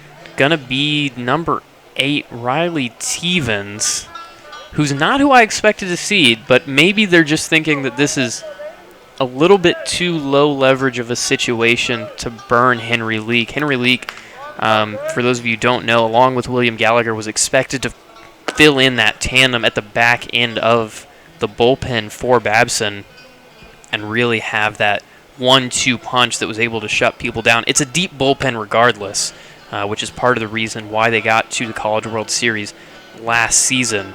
But Henry Leak, William Gallagher, those were expected to be the top 2 guys. Obviously, Gallagher didn't have a good game. Yeah, we saw him yesterday. Night. Yeah, he did not look like he had his best stuff. Haven't seen Henry Leak yet, but I would expect to see him fairly soon if this game stays close, or perhaps they're waiting until they may be able to burn him in the Sunday game if things are a little bit tighter getting later into the game. But this has kind of come out of nowhere, so you're in a difficult position, and maybe you don't want to throw your guy out there without getting too many warm-up pitches. Just from looking at Tevens here, Teven, pretty decent breaking ball. Got that kind of 12-6 movement. And it is Tevens. Once again, it's been cut off on our stat sheets. But it's a pretty easy delivery, wouldn't you say, Saul? Yeah, it looks like nothing that's too absurd, I mean, I've seen some weird deliveries. Hey, it's my college time as a relievers. baseball fan. Yeah, you know what? When I was a kid growing up, I always wanted to be a guy who had a really weird pitching motion because I knew my baseball talent was very limited. So at the Little League level, I was like, man, I want to go out there and throw backwards off one leg or something. Yeah. I guess it didn't turn out so well. Submariner knuckleball just coming at you. But we'll see what Tevens has. The first pitch he has is a ball to Michael Montreza, and good piece of hitting from him last time to drive in the run with an RBI single with 2 outs. Yeah, certainly. And Tevens has that fastball. Didn't command it great in warm-ups. Hasn't commanded it great here.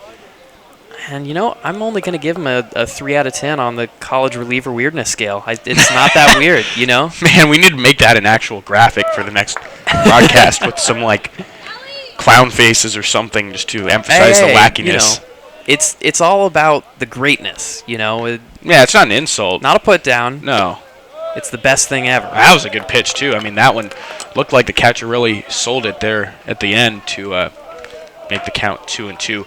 We saw a pitcher there from Endicott, Lowman, who had 4 or 5 walks in an inning, who kind of reminded me a little of what Tevens is doing. Yeah, the command, I think at least part of it is due to a contracted warm-up session, almost certainly, because it looked like your guy was rolling, and then all of a sudden, as all pitchers are, they're all dealing until they aren't. And so you had to get the guy going. There's a walk from Tevens there to start out. Yeah, I just think he doesn't look warm. I see that. I see that also because it was 3-2. The starter Allard had a relatively manageable pitch count too, and he was at the bottom of the order. That's another factor that you have to play into is that he was dealing with 8, 9, and 1 there. Yeah, and once again, the bottom of this Trinity order seemingly breaking the game open for him again, like they did in the last game. It's so incredible. I mean, we talked about it earlier, but McDonald is in the 8-hole. On some teams, you could imagine him in the 2-hole or the 3-hole. He is really, really talented, and he has shown his stuff here in this early season.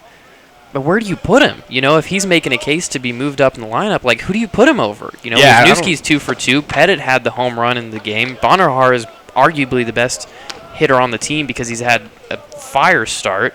And then ahead of him, you've got the 4 seniors who are the best hitters on the team. So it's like, where do you move these guys, So much talent up and down the roster. The fact that he's doing so well, though, in that 8 spot might lead me to believe that's where he's good. Like, keep him there. Yeah, I mean, you don't want to mess with things too much, but I think it really is just a statement of the depth of this Tiger team, and it's something that will serve them well over the course of the season as you have to rotate guys in and out, get little nagging injuries and stuff like that. As that is a big swing and a miss from Herrera, and I think they might have gotten the runner at second. No, it's going to be called just safe. Yeah, I thought it looked like they may have had him as well from the angle we got, but... Yeah, it was a really tight play. I wouldn't mind seeing it again from that center field cam, but it's a really good pitch. It's a big swing from Herrera, and I was actually worried when he went down on one knee we might have been able to have an interference call. We've seen a couple of those, which I hadn't seen one of them in my entire time calling college baseball until this weekend, and that is into center field. Yeah, there's that base hit scoring the run, so Tevens coming in out of the bullpen pretty cold, allowing the walk in the base hit. So the Tigers with 3 runs this inning, Sam, there are still no outs on the scoreboard. Yeah, absolutely. So we'll get another look there. That earlier stolen base, that was... Yeah, and that is really tight. close. That was about close. That? I don't know that he was out, but I will say for how casually the umpire made the safe call, yeah. I don't know what he was looking at versus what we were looking at, but... he's got the best view on the field, but really important piece of running, and like we mentioned with the guy at the plate right now, just how important those sorts of things can be against really good teams. All of a sudden, you have that good single. You scored a run from it that you wouldn't have gotten otherwise, and so being able to kind of Kansas City Royals of 2015 your way to runs. Those are some bad memories, those small ball Royals teams. That team, that was the year they took out the Astros, I imagine. Yeah, right? it is. Yeah. They ran all the way to the World Series and won it. They beat the Mets that year? They did. Right, right. Last time the Mets have been in the World Series and maybe in the playoffs. I don't know. I'd imagine but so. I'm pretty sure. Yeah. It's the Mets. Sorry to all you Mets fans out there. But, sorry for everything as a Mets fan anyway. That one swung and missed by Chamet for 1 and 2. Yeah, but certainly it's those sorts of things. And, they won a World Series, and there's a reason behind it against good teams, and especially, if you're not relying on the long ball, and in college not too many teams are, being able to scratch those runs across the plate, that's going to win you some games, and it's going to win you some big games. And Trinity is on pace for one right here. Yeah, small ball is just such an interesting, way to watch, or a way for a team to play a game of baseball. Chamet skies that one up to shortstop, so it's out number 1. Tevens gets that out. But small ball is just a really cool way to watch the game. Yeah, it's certainly not lacking in excitement. There's always something going on. And bunting, bunting is something that's interesting to me because I thought I read something about sabermetricians not thinking bunting was a good idea, but that is such an integral part of small ball is bunting runners forward. Yeah, if you're going into true small ball, I guess is what people would call it, is then you have bunting being a pretty big part of it. I'm not a huge fan of bunting in general. I do think the lower down the ladder you go, the more effective it gets, In the batting order? Well, no, I mean like the lower down, so like from the major leagues down to the minor leagues, down to, et cetera, et cetera. Just because at the major leagues, like those guys, they're so good. To get a bunt past them is really, really difficult unless you're in some crazy situation with a shift or something, right? I think as you go further and further down the ladder, the defensive prowess versus the speed, it becomes a closer matchup, as this one should bring the runner to second pretty easily, and it does. Yeah, even at the college level, you're bound to see some misplays and just, something odd happening on a bunt.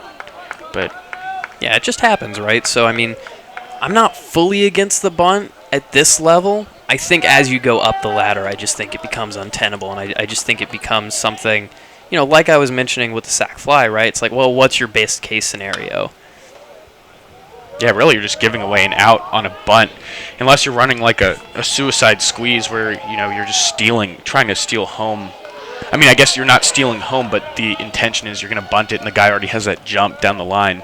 Yeah, that sort of thing. And, you know, I mean, some guys, you know, Billy Hamilton, I think, is the only guy I can remember doing it recently, but bunting for a hit, not super uncommon. I guess maybe a guy like Altuve has done it once or twice, but not recently. Oh, good pitch there.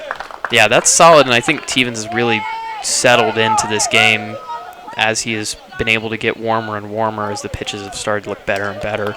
Because that was a good pitch, and that was Meredith's second strikeout of the day, so sort of an unfortunate afternoon here for Mason Meredith. He was hitless and struck out a couple times, but those games happen. I mean, it's a long season. Yeah, it certainly is. Good pitch, too. Not what you expect from him, and it's a tough one, but he's gotten some contact, just hasn't found the gaps. And, you know, hey, McDonald was having a similar day until just an at-bat ago, so it can all turn around in an instant. And I would imagine the way that this Trinity team is batting around, he'd get another crack at it at least. Yeah, you'd think so, and everyone in the lineup with the hit except for Meredith, and that's not to jump all over Mason Meredith, it's just to say that this team is just so deep that all these guys able to see the ball well. Yeah, it's pretty incredible to watch. Yeah, so Goodrich now up with the runner on second and 2 outs, and that caught the knob of the bat there for strike one. And we're hearing some interesting commentary back there from the fans. I don't know if that's picked up in the broadcast or not. I guess that's only something we're getting in our feed. Yeah, I mean, I think we try to pipe out some crowd sound to you, but it comes through very clearly through my ears. Yeah, I heard senior year goodie. Hey, it's the time, right? It's not an incorrect statement, I guess. It is his senior year, and it is Michael Goodrich, as I believe that was strike number 2.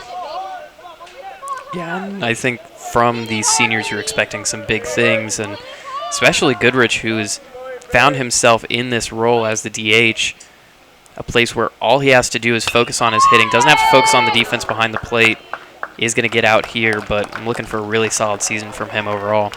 Yeah, Tigers able to put up 3 runs in the 5th inning, in the 6th inning. So we go to the 7th here, the Tigers with the 6-2 lead, and it looks like Natoli will be back out there to take on the 7th inning. So 4-run lead for the Tigers, only a few innings left. We'll be right back.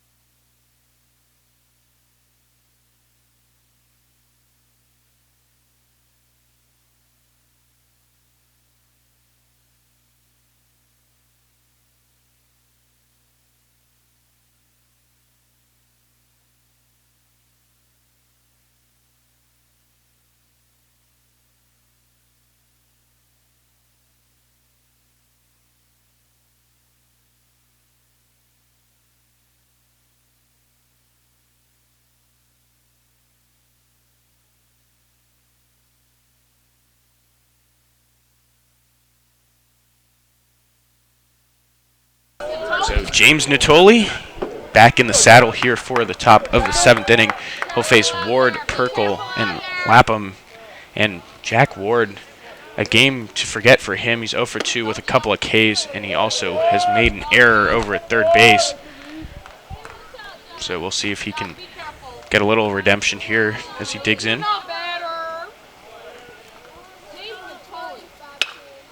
He hits that one the other way, and that one will get down for a knock. So Jack Ward able to get on base here. It's a double into the corner. Good piece of hitting. Yeah, it's solid from him. I mean, just able to put the barrel of the bat on the ball. That was a pretty good pitch as well, out on that corner. Nothing you can do about that if you're a pitcher except move on to the next one.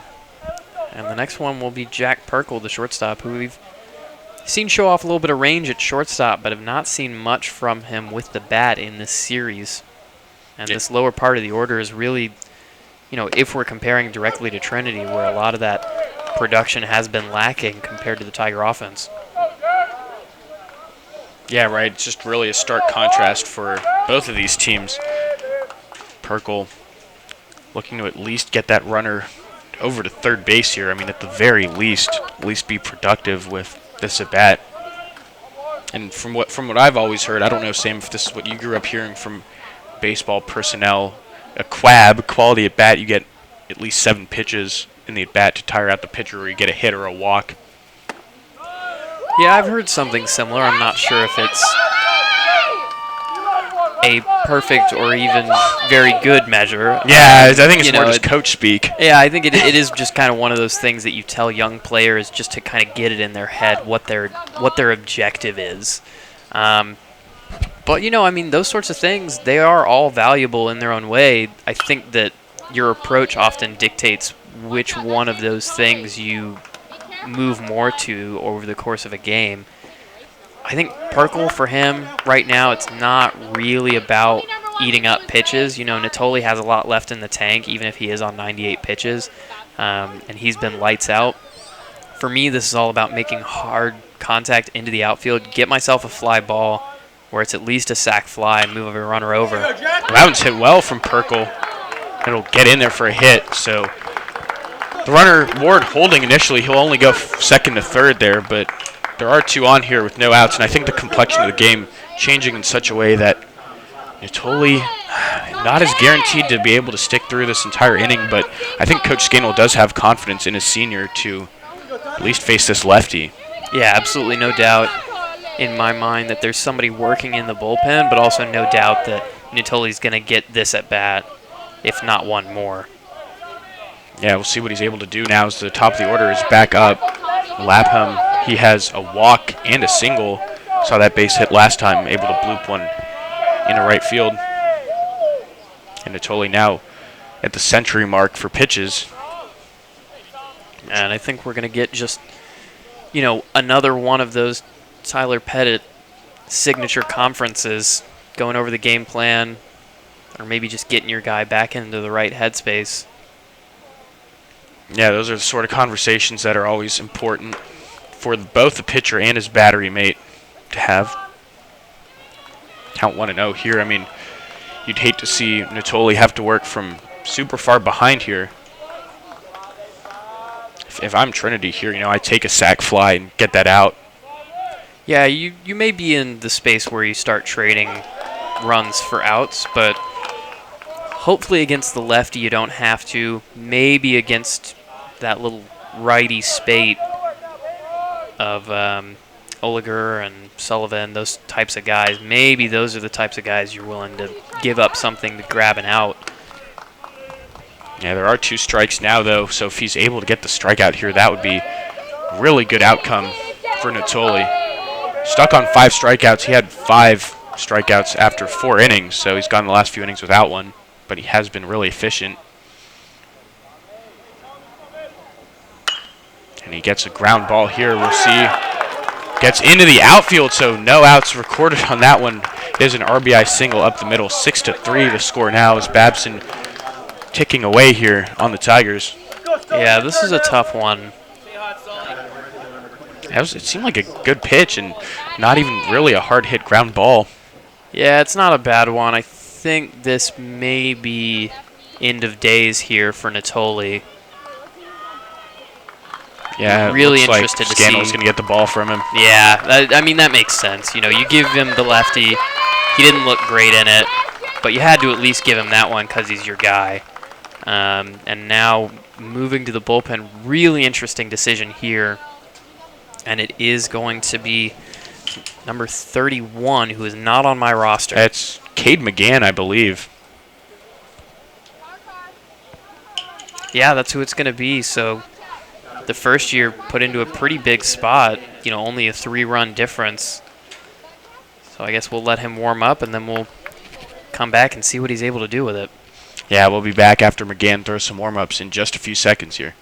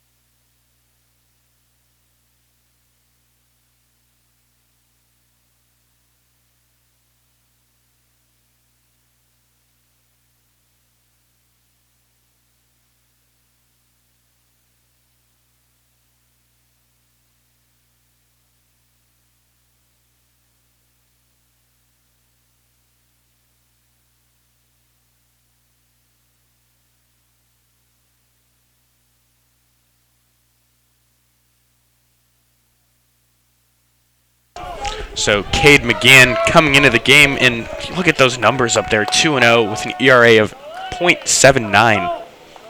Just really earned that spot to be in right here against the 6th seed in the nation. You're up 3, 2 guys on with nobody out in the 7th inning.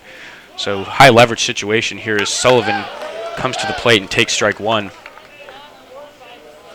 Yeah, and among qualifiers, the highest K per 9 of any Trinity player at 11.12. Technically just behind Arjun Thacker at 12.27, but he's only pitched 3 innings, so he doesn't qualify for the stat lead. That one is going to be a wild pitch. Yeah, both runners will advance, and not great for the Tigers now dealing with 2nd and 3rd, nobody out. That one was spiked just in front of home plate. Yeah, it's not ideal, and I mean, you look at the stats, 5 walks over 11.1. It's not awful, but it's not great, and so the command can be an issue at times. See if he's able to reel it back in here. Yeah, we saw him pitch really well against Endicott. He came in and basically was the starting pitcher after Sam Conti was yanked after just a third of an inning. And he looked pretty good there, kind of tired out at the end of that outing, but for the most part was solid. And he gets a chase there from Sullivan, and no runners will advance there, so the strikeout leaves the runners at 2nd and 3rd. There's the first out of the inning. Great pitch to get that chase. Yeah, and there's that drop 3rd strike rule again that I love so much, Saul. I love it. Oh, is that sarcasm, Sam? Is that a little sarcasm? How could I? No, I mean, I like it. It just it adds a whole new dimension to the game. As the catcher there, you have to kind of measure when you're making that throw to first so the back runner doesn't try to score on it. Yeah, but I mean, for me, and, again, this is just for me, catching is the hardest job in the game. I mean, you're part therapist, part chess master, then you have the defense and the offense. You add all of that on top of it. It's just a lot, as this one is really hardly hit. Yeah, that's Harrington. That's Harrington's 3rd hit of the day. 2 RBI double. Score now, Sam, 6-5. This game's getting really dicey, but you're right. Being a catcher, there's so much you have to worry about, and throwing the ball over to first on a 3rd strike should not, I guess, be one of the things you have to concern yourself with too much. Well, yeah, and I mean, I guess the throw doesn't bother me so much as it is, these guys, some of them are throwing like 95 and they have a breaking ball that breaks 12 inches, and you want me to be prepared for that and be able to catch both of them while a guy's swinging in front of my face? If he swings at it, he's out. That's as far as I'm concerned, that's the end of it, right? I mean, there's got to be some basis behind the rule. I mean, it might just be for the entertainment of the fans, because actually that is a lot of the game, is what is the most appealing product for the crowd. Well, certainly. I mean, it goes back all the way to the 1800s. Oh, a little bit of history here. Yeah, Professor Sam putting his hat on. But, it goes back to the days when they didn't have mitts for the catchers. And so catching was... Oh, wow. Good play there by McGann on the line drive. Sorry to cut you off, but hope he's okay. Great reflexes there. It sort of just stumbled upon his glove. Yeah, I mean, he's going to have to take an ice bath tonight, but... Wow. Great reaction. That was great. Yeah. It's one of those plays you see as like a top 10 play on SportsCenter where the pitcher's able to field it, but... Yeah, toss that one into ESPN. Able to get Sam's voice all the way over in Connecticut. But anyway, I mean, the deal with the rule, as we hope McGann is okay as the umpire goes out to check on him. Yeah, it looks like he just about got out of the way of it and probably grazed him, but I think he's going to be okay here. It's always scary when a line drive comes at a pitcher. You've seen plays like Alex Cobb being nailed. Yeah, it's never fun. As a batter, you feel terrible. Oh, I know. It's really the worst feeling in the world, apart from maybe when you hit a fan in the stands. But, glad he's okay. Really impressive from him as well. Right. So there are 2 away, though. He has to get Valenti out. But now I guess we can get through that last point. So the thing with the catcher. So, I mean, it goes back to when they didn't have catcher's mitts, right? And so a lot of them, what they would do is they would just bat the ball out of the air. So you would take your hand and you would just slap it down into the ground so that you could control it, right? Was with a guy throwing 90-something. Well, I mean, back in the 1800s, they probably weren't throwing in the 90s. They didn't have steroids or anything. No, they didn't. No. They didn't have proper training regimens. No, I'm being silly. Yeah, but, it was also a thing of like, well, slapping it out of the air is less painful than trying to catch it and potentially missing. And eventually they just decided that's not really baseball, and so the dropped third strike rule is a part of a larger patch of rules meant to make the catcher actually catch the ball rather than just swat at it, get it in the dirt, and then if, the guy was running forward, you could toss over. So it's a way to keep the catcher honest to his position, I guess. It is, but, nowadays... It's kind of outgrown that. I would say it has. But, hey, like you said, and for you, it's an exciting thing, right? Right, I like seeing that little scramble to first. And yesterday, we saw it work out in the Tigers' favor, and it almost worked out a second time that same inning. Yeah, absolutely. So, I mean, to each their own. It's not for me. It may be for somebody else out there in the audience as well who may find your point of view. So I can never say I'm 100% against anything because I understand that there are other people that might enjoy it. For my money, it's just not great. Fair enough. The walk to Valenti. I will say one last thing about that as we get a mound visit here. I will say there is maybe even a little strategy for a batter to purposefully strike out on a pitch. I mean, that would take really advanced just... You're playing 4D chess. Yeah, Saul. I guess you wouldn't know if the catcher's going to block it or not, but if you see one that's way outside, just wave your bat at it enough to where it's a full swing and then just immediately bolt out of the batter's box on the way to first. I mean, maybe that's thinking a little too much. I think you may have outthought yourself and then looped back around to something, but it's certainly out there as far as strategies go that I've heard. Yeah, always a new strategy out there in baseball. But first and second here with 2 outs. Zach Seti in. Big opportunity here. He's already driven in a run in the game. And he grounds that one over to shortstop. So that will be the third out. McGann gets out of it. A couple of those inherited runs do score. I believe they're both charged to Natoli. So Natoli leaves having gone 6 1/3, allowing 5 runs. Tigers still lead 6-5, and we'll see them come to bat in the bottom of the 7th in just a moment.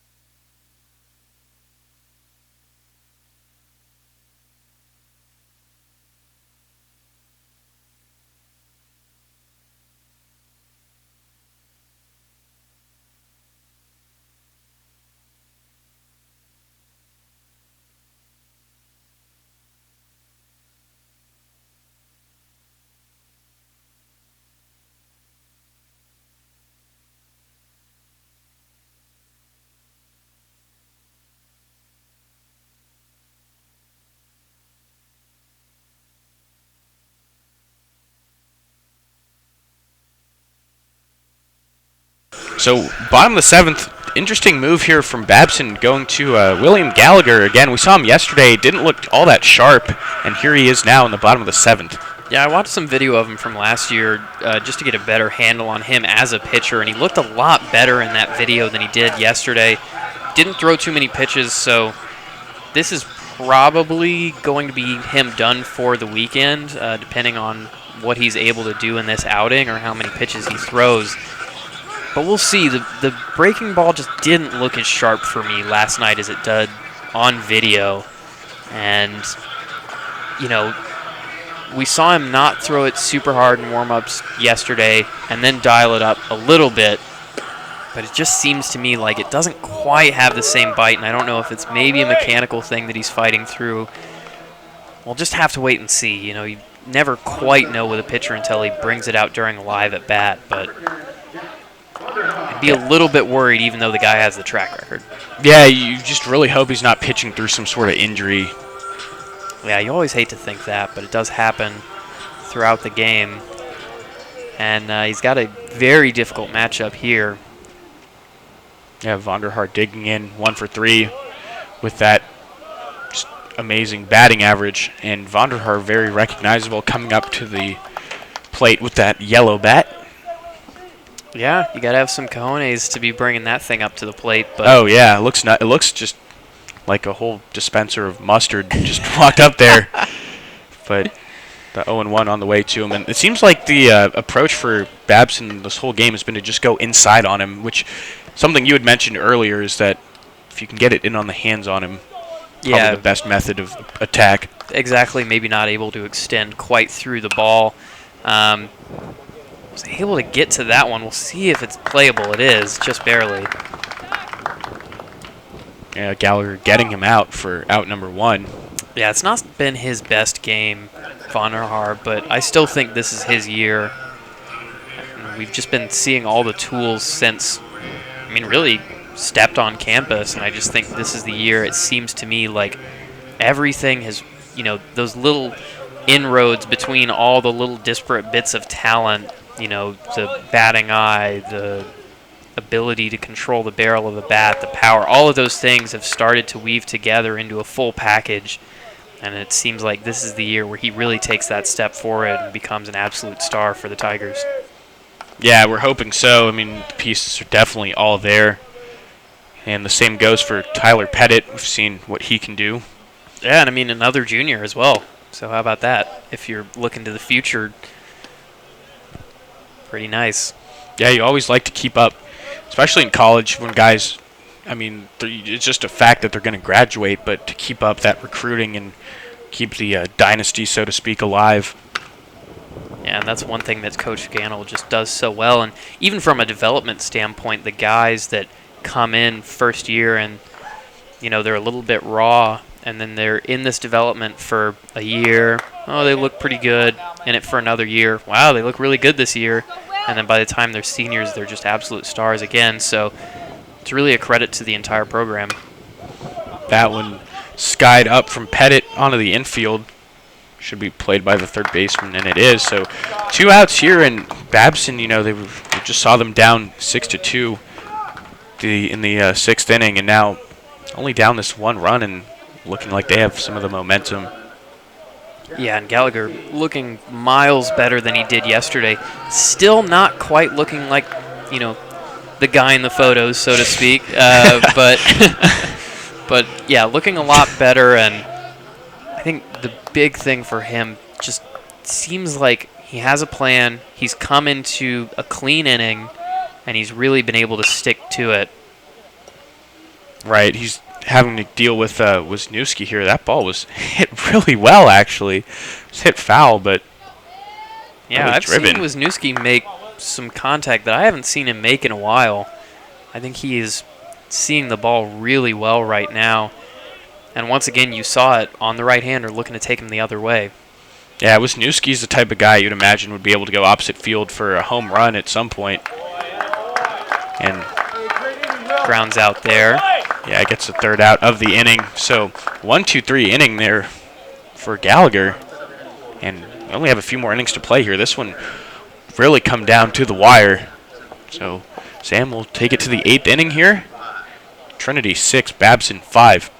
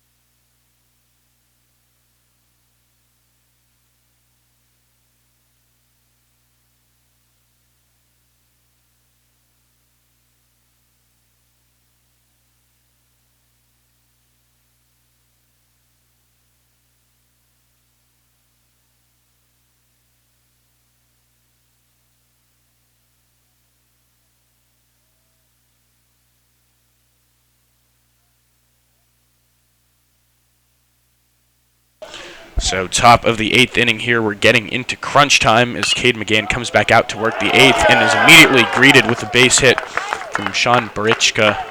It's his second hit of the game, so in a territory here where you really have to be careful with how you approach these hitters. This might be a situation here at the bottom of the order where you're bunting if you're the Beavers. Not saying I love it, but I'm saying that might be the thought process. It might be. I'm honestly not sure. I don't think Ward or Perkle seem like the type of hitters who would pull that out. But you are talking about, a pretty speedy third baseman and then your shortstop. So it's not out of the realm of possibility, that's for sure. Yeah, it wasn't showing it there. It took ball 1 up and in. So I think if McGann allows a single here and you get first and second, then I think Perkle is going to be the one to bunt them over to second and third. Yeah, if it happens, that might be where it is. This one is out into the outfield. Oh, miscommunication out there. And it is going to be first and second, nobody out. And that's just really, just got to be frank, that's really just poor play out there. You got to communicate. Yeah, you make mistakes. Everyone makes mistakes, and this is certainly one of them. Let's see that. And I think that's McDonald was already under it.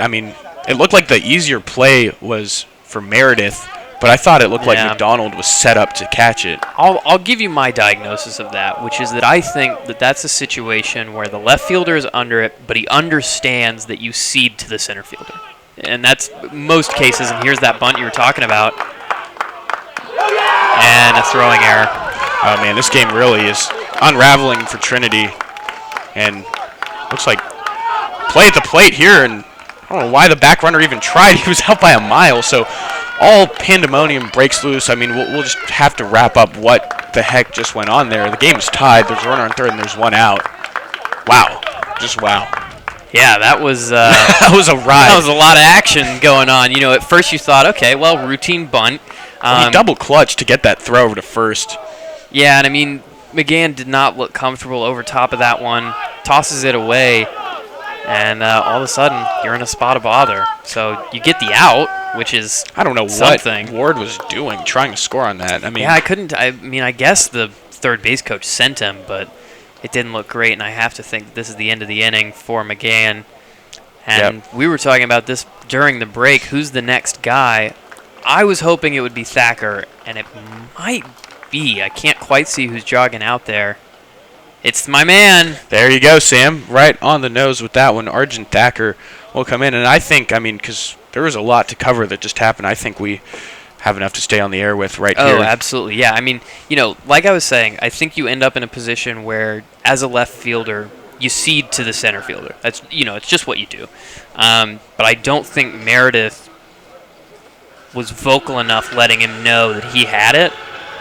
And I also don't think that McDonald was willing to supersede. And I think that's where you end up in a situation where Meredith's not really going for it. McDonald is under it, but also not really going for it. And the ball just drops in between the two of you in what could have been caught. So the solution that you're proposing is probably shouldn't be McDonald's ball, but McDonald probably needs to just go ahead and just risk jumping in the way. It's one of two, right? I think ultimately it comes down to how hard Meredith is calling for it. And he didn't seem to be calling it that hard at all. No, but I think that for Meredith, probably you've just got to know as a center fielder, if I've got to play on this thing, it's mine. Get out of there. Again, it happens, right? You see it in the pro level. So, it's not a big deal. It kind of spiraled when we got the throwing error. And then, as you mentioned, I guess the third base coach sent him. I was just thinking, what in the world? He was out seems by like a free so out. much. Yeah. Right. And I don't know if it's maybe the ball bounced off the wall in a way he didn't expect, or so. I don't know. I can only speak to what I was able to see, but that seemed like certainly a poor decision. And if you're Thacker coming in here, at least you have an out to work with, even though you've got trouble on the base paths. And not to mention, you've got a lefty to face.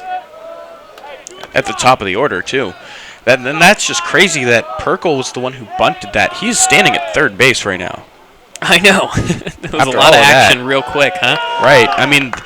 if they had played it right, and I guess playing it right is sort of a hindsight deal, but if they hadn't sent that back runner, you'd have second and third, no outs, and the game would still be tied. But much more favorable chance for Thacker to get out of it here. You get a pop fly here, and then all you have is that one more out to worry about. But first things first, 2-0 count on the leadoff hitter, Tommy Lapham. He has 2 hits as well as a walk. And Thacker not all that close to the strike zone here. Yeah, that one was a little bit tighter, but still not showing what I'd want to see from him in this at-bat, which is attacking that inside edge, since he does have the movement out to the right. Yeah, I thought that one was pretty borderline. Yeah, that one was close. You might expect the pitcher to get the benefit there on the 3-0, but instead it's a 4-pitch walk to the leadoff man. It's the second walk of the day. He has both the Babson walks, I believe, or at least 2 of 3. Yeah, and that's not great there because this is kind of the best part of the lineup if you're Thacker to face, because you've got lefty, guy with some swing and miss, and then lefty. And Sullivan's 0 for 4, though. Yeah, I mean, Sullivan's 0 for 4. He's also shown the propensity for some swing and miss.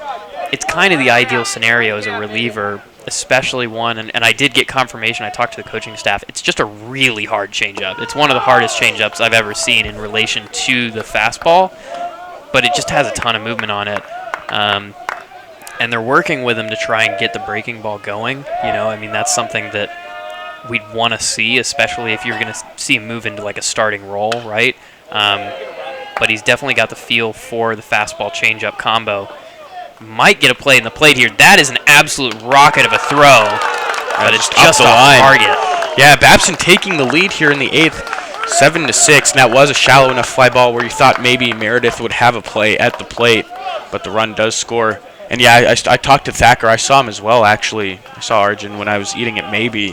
He told me he'd tuned into our last broadcast and said, yeah, it wasn't a splitter, that it was what you'd mentioned, a hard changeup.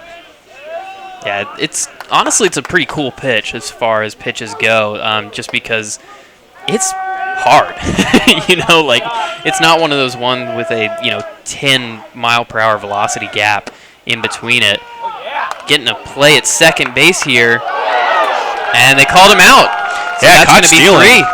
Yeah, 3rd out of the 8th inning, so all of a sudden the inning just ends there, and hopefully the runner there is okay.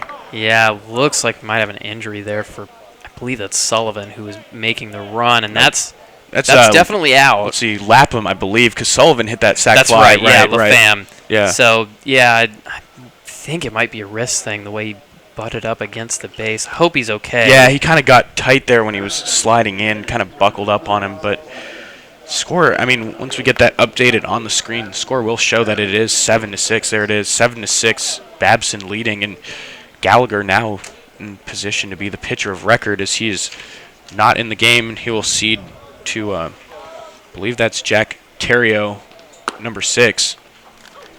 Certainly is, and I guess we will talk all about him when we come back. Yeah, sounds good. We'll be back in just a moment.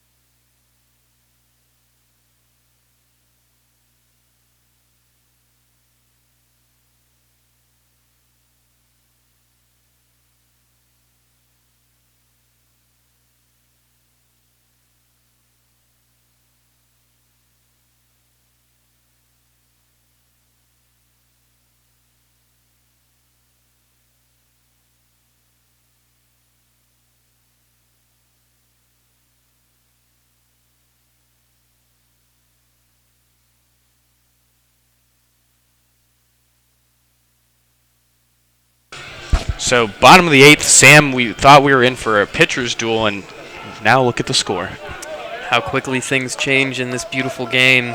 Pitchers are dueling, as you say. What is it? Pitchers are dueling until they're not? Well, pitchers are dealing. Dealing. Not. Okay, yeah, right. Yeah. it can all fall apart in an instant, is the meaning of that phrase, and it certainly has, really, for both pitching staffs. Now in a 7-6 game, Thacker looked pretty decent. I don't think you can blame him for allowing the run to score. He gets a weak fly ball, and then he, gets the caught stealing to get out of the inning. But the pitching had looked okay. And now we're going to have Jack Terrio in here, and he has pitched 9 innings in his collegiate career. So yeah, interesting. Not a lot for us to go off statistically, that's for sure. Yeah, he's getting that setup role here. Evan McDonald has a home run. That was his last at bat. That gave the Tigers a 5-2 lead, but it's his 3rd ground out of the day. So first out of the 8th inning here. And, I mean, this is still either team's game. Yeah, no doubt about it. This one is on the ropes, and anyone could go and grab it. Could fall to either side.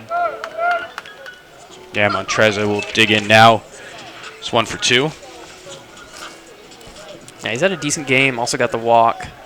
And the season stats, they look pretty nice for him as well. OPS maybe a little bit indicative of the kind of hitter he is, with a 3.64 average that, not the most amount of power out of any of these hitters, but he's a guy who I think can get on base for you. He'll play solid defense, and he's a decent guy to have down there in that 9-hole. Yeah, more of like a slap singles sort of guy. We've seen him pretty aggressive at the beginning of a lot of counts, but he also has a walk, so he's not afraid to take when he needs to. Yeah, certainly.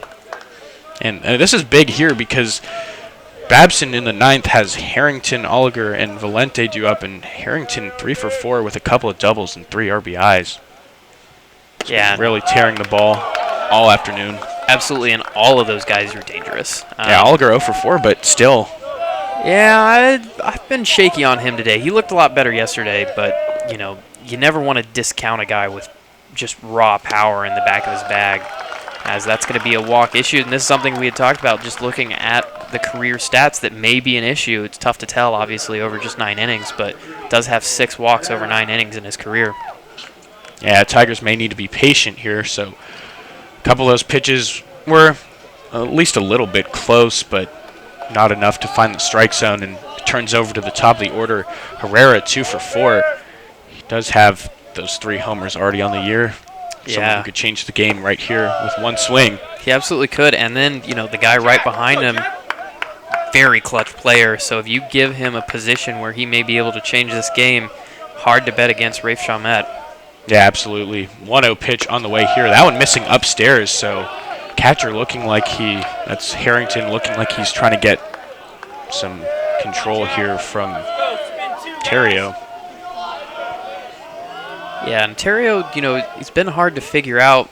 Watching him in warm-up pitches, has that, fairly typical for college fall off towards the first base side sort of delivery. It's not especially violent. It's pretty easygoing as far as things stand. Has what looks to be a 2-seam fastball, which I believe you saw just there. And then has that breaking ball that, to me, looks kind of slidery. Could be a curveball. It's kind of in between the two. It's got that sort of 1-2-7 movement, I would say. A good pitch there.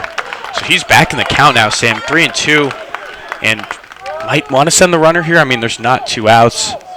Strike him out, throw him out, double play would be a big buzzkill for this offense. But yeah, I think with Rafe up, you don't. Yeah, I think with anybody else, I think you think about it. But I think with Rafe, I think you just don't worry about it. As this one might get through. Yeah, absolutely does. So, and the ball was booted out there, but doesn't go far enough away for the runner to advance, and it's then booted at shortstop. But either way, first and second, 1 out. And this is why Rafe Chalmette is up in this part of the batting order that he is. I mean, this is just the perfect opportunity for him right now. Yeah, I mean, if there was ever a time that looked like it was Rafe o'clock, and you can see everybody going to come out to the mound here and have a chat about it, which to me just emphasizes the talent of the guy that you've got in the 2-hole, that everyone's going to need to have a quick chat about how to approach him and what the game plan is and how we're going to get out of this inning with him up with the lead intact. Yeah, they're not going to take him out here. I'm curious to see when, if at all, we see the guy you've been mentioning, Henry Leak, because he is someone in that back end of the bullpen that Babson's used to employing. Yeah, I've been surprised not to see him. This would have seemed like the perfect spot for him after Gallagher got the quick inning. You wonder if maybe they're trying to save him for the ninth, or if maybe he has a little nagging injury that we just haven't had disclosed to us that means that he's not going to appear in this series. Could be one or the other, but if he's healthy, I'd expect to see him at least in the ninth, as long as this game doesn't get broken wide open. And with Gallagher having such a quick inning, I was honestly kind of thinking they might use him again here in the eighth, but they did not. Yeah, I think he just, again, didn't look like he had his best stuff, and he was able to get through the inning. He looked better, certainly, but I think as a coach, sometimes you can just spot a guy and go, hey, thanks for getting us through the inning. I can still tell you're not at your best. Let's hand this over to somebody else just to make sure. Yeah, right, and that's the beauty of having a guy who's had so much success before is even when he's not necessarily at his best, he's able to get through that inning without allowing the run. But a dangerous moment here. 2-1 is the count to Chomet. That ball skied high and out of play. Chomet, see, it seems like he's just pulling off a lot of these balls. I'm not used to seeing him maybe stepping out of the box a little bit. I can't exactly tell what it is. Yeah, I think he's possibly made a move to try and go for slightly more power this season, but honestly, it just seems like good old Rafe Chomet. I think that the toe tap has moved slightly more open, I think is what you're spotting. It's a pretty subtle change, but I think more than anything it's an approach thing. It's more of like, what's my intent when I'm starting this at bat? See if that drops. I wouldn't expect it to. Oh, they have a chance at second. And he's called safe. I guess the second baseman was off the bag, but, oh, man, I have no idea where Montreza thought he was going on that routine pop fly into the outfield. Yeah, I mean, it looked a little dicey at first, and you can get the idea, right, but it looks like it's going to be dealt with. And both runners, I think, it looks like they were just told to go. And, it's one of those ones where you kind of got to be on your way, because if it drops and then the guy picks it up and throws you out at the next base, it's still an out. So I think that was the correct call at second. Looking at that again, I don't believe the foot was down there. And looks like your man is out on the mound. Henry Leak out there with 2 outs and 2 on.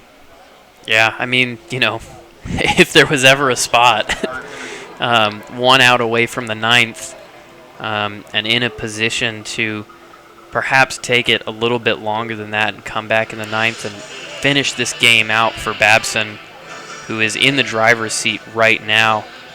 And I've watched some video of this guy.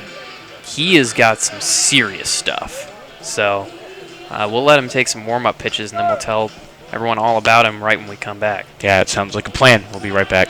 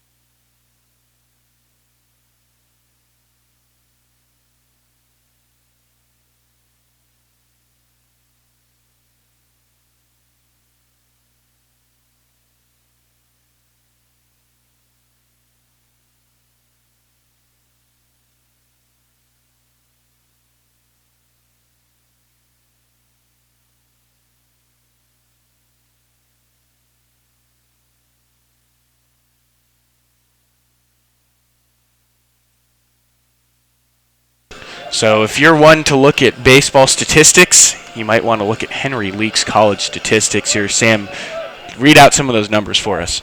I mean, 6 earned runs over his entire college career. He is a junior. He's had 26 appearances, 37 strikeouts just last year, and then 3 added on the year before when he was in limited time. So 40 strikeouts over his career. This guy has a career K per 9 of 12.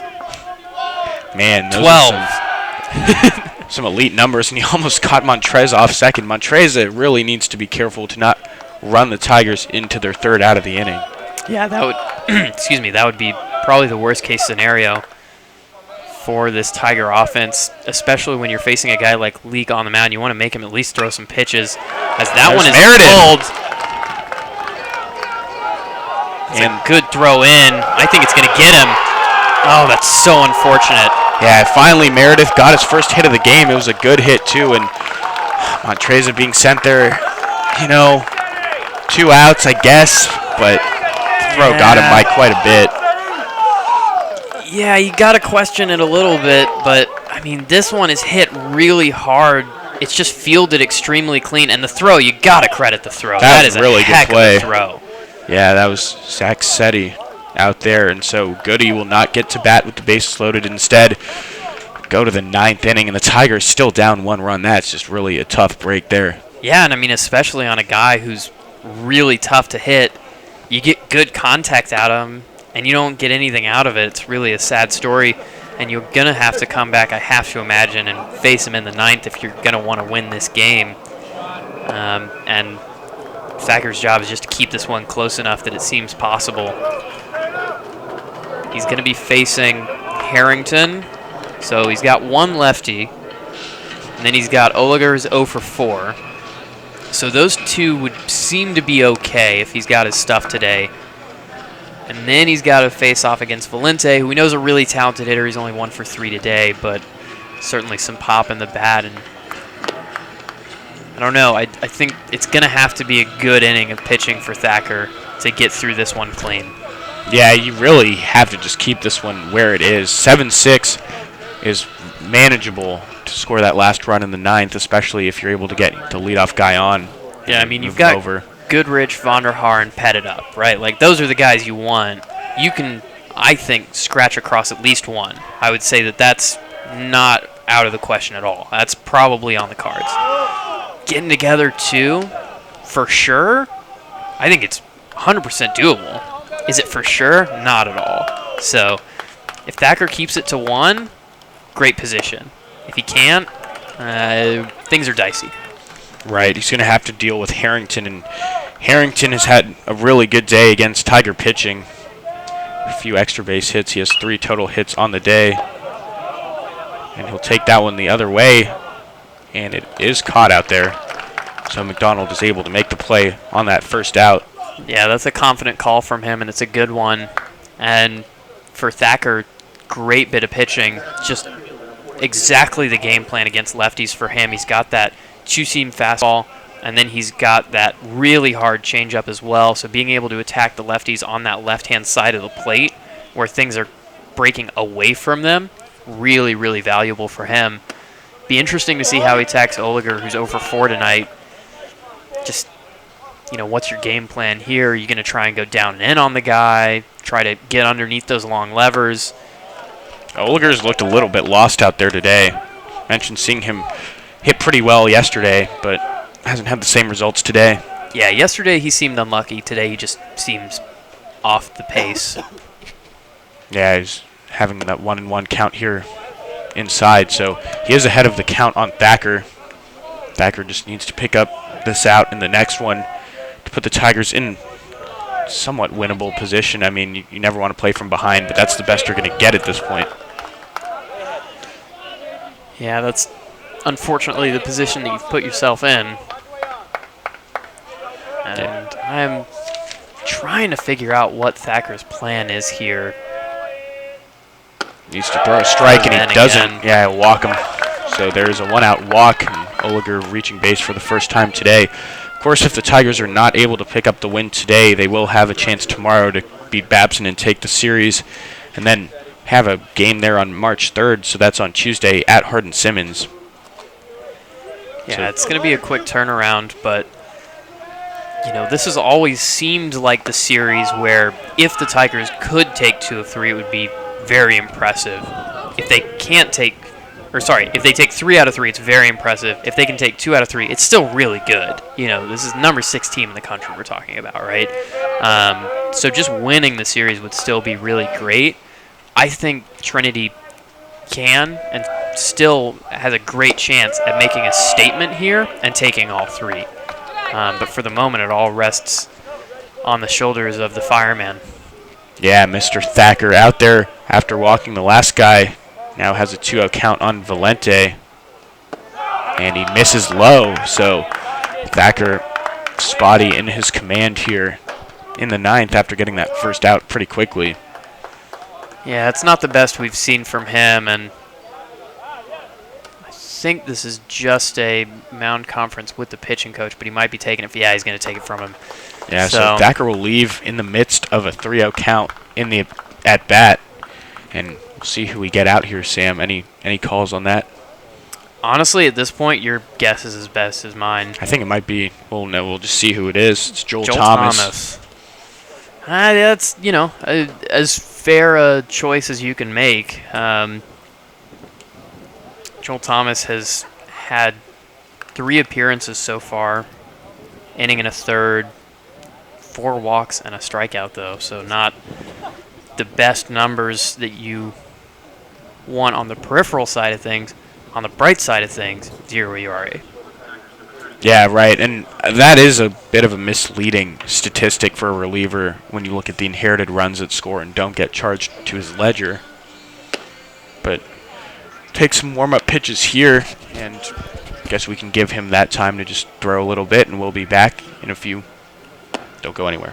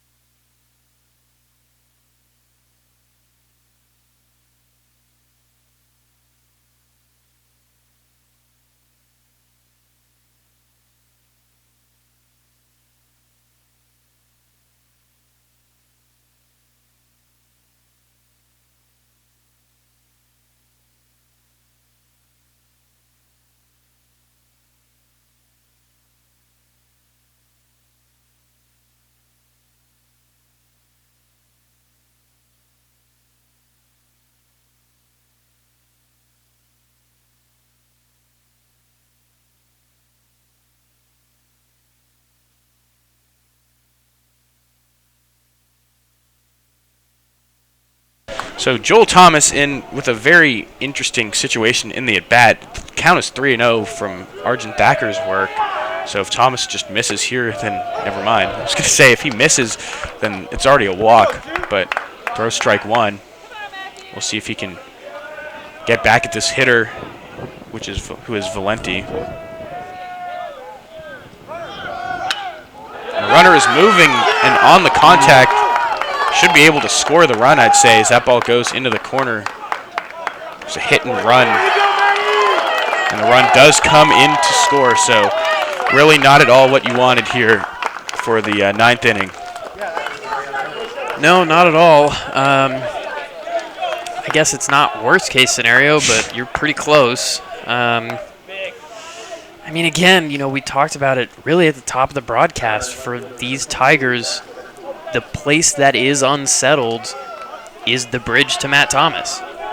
And Thomas probably is not available tonight. And I would say, actually, given who's on the mound right now, definitely isn't available tonight. So, when you get in those situations, that one kind of gets away from Pettit. I couldn't tell if that hit the bat or what. I guess we'll see. It must be strike 1 then. Yeah, I think it was off the handle of the bat. Because otherwise I thought it was off the elbows, and then it would have been a hit batter. So, it just becomes a game of, finding out who you can trust. It's still early in the season. Guys still have to get settled in. We talk about a guy like Braden Hance, who looks like he might be kind of settling into his role, looks like he might be able to get things together, but it's really kind of a toss of the dice right now who's going to come in and what they're going to be able to give you any given day. Yeah, and it's tough because even in a game where it looked like Natoli was pitching pretty well, Babson now with 8 runs on the board, which we'll get on that scoreboard momentarily. But you thought you'd like your chances to keep this game pretty reasonable in terms of the score. Yeah, I mean, if you're looking at it as 2-6, which at one point it was, and you're going, man, my guy on the mound, he's rolling. I think you're thinking this game is done. But clearly that bridge has been an issue, and Natoli had some struggles at the end of his outing, and then we handed it over to another pitcher who struggled, and another, and now we're up here in the 9th inning, and it's like, oh man, how did we get 2 down? So yeah, it's a tough one. Yes. And it's hard to solve because it's like, well, what do I change as a coach, or what do I do as a coach to ensure that we're successful in those later innings? Yeah, good strikeout there from Thomas. It shows in this little stat sheet here that it was a ground out to the catcher, but I believe that was a swinging drop third strike. Yeah, another one of my So my it should favorite plays. It should be a strikeout for Joel Thomas. Yeah, I believe it. Well, yeah, I think it goes down strikeout on that drop third strike because I do remember him swinging on it. So moves on to Son Briechka. Yeah. How's that? Yeah, pretty good. All right. He's 2 for 4 on the day, and he has a chance to make this one even more out of hand. Not that it is, but just more than it is. Yeah, it's I don't want to say that it's too far out of reach, but you might say that things are on life support. Obviously in baseball it's never over until the very last out is made. But things are in shaky territory with probably the best pitcher on the Babson roster coming out on the mound for the bottom of the 9th.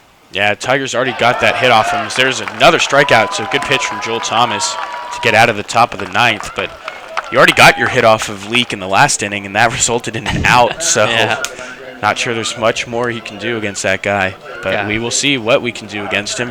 Bottom of the 9th, put your rally caps on, ladies and gentlemen. We're down 2 runs, and we need at least 2 when we come back.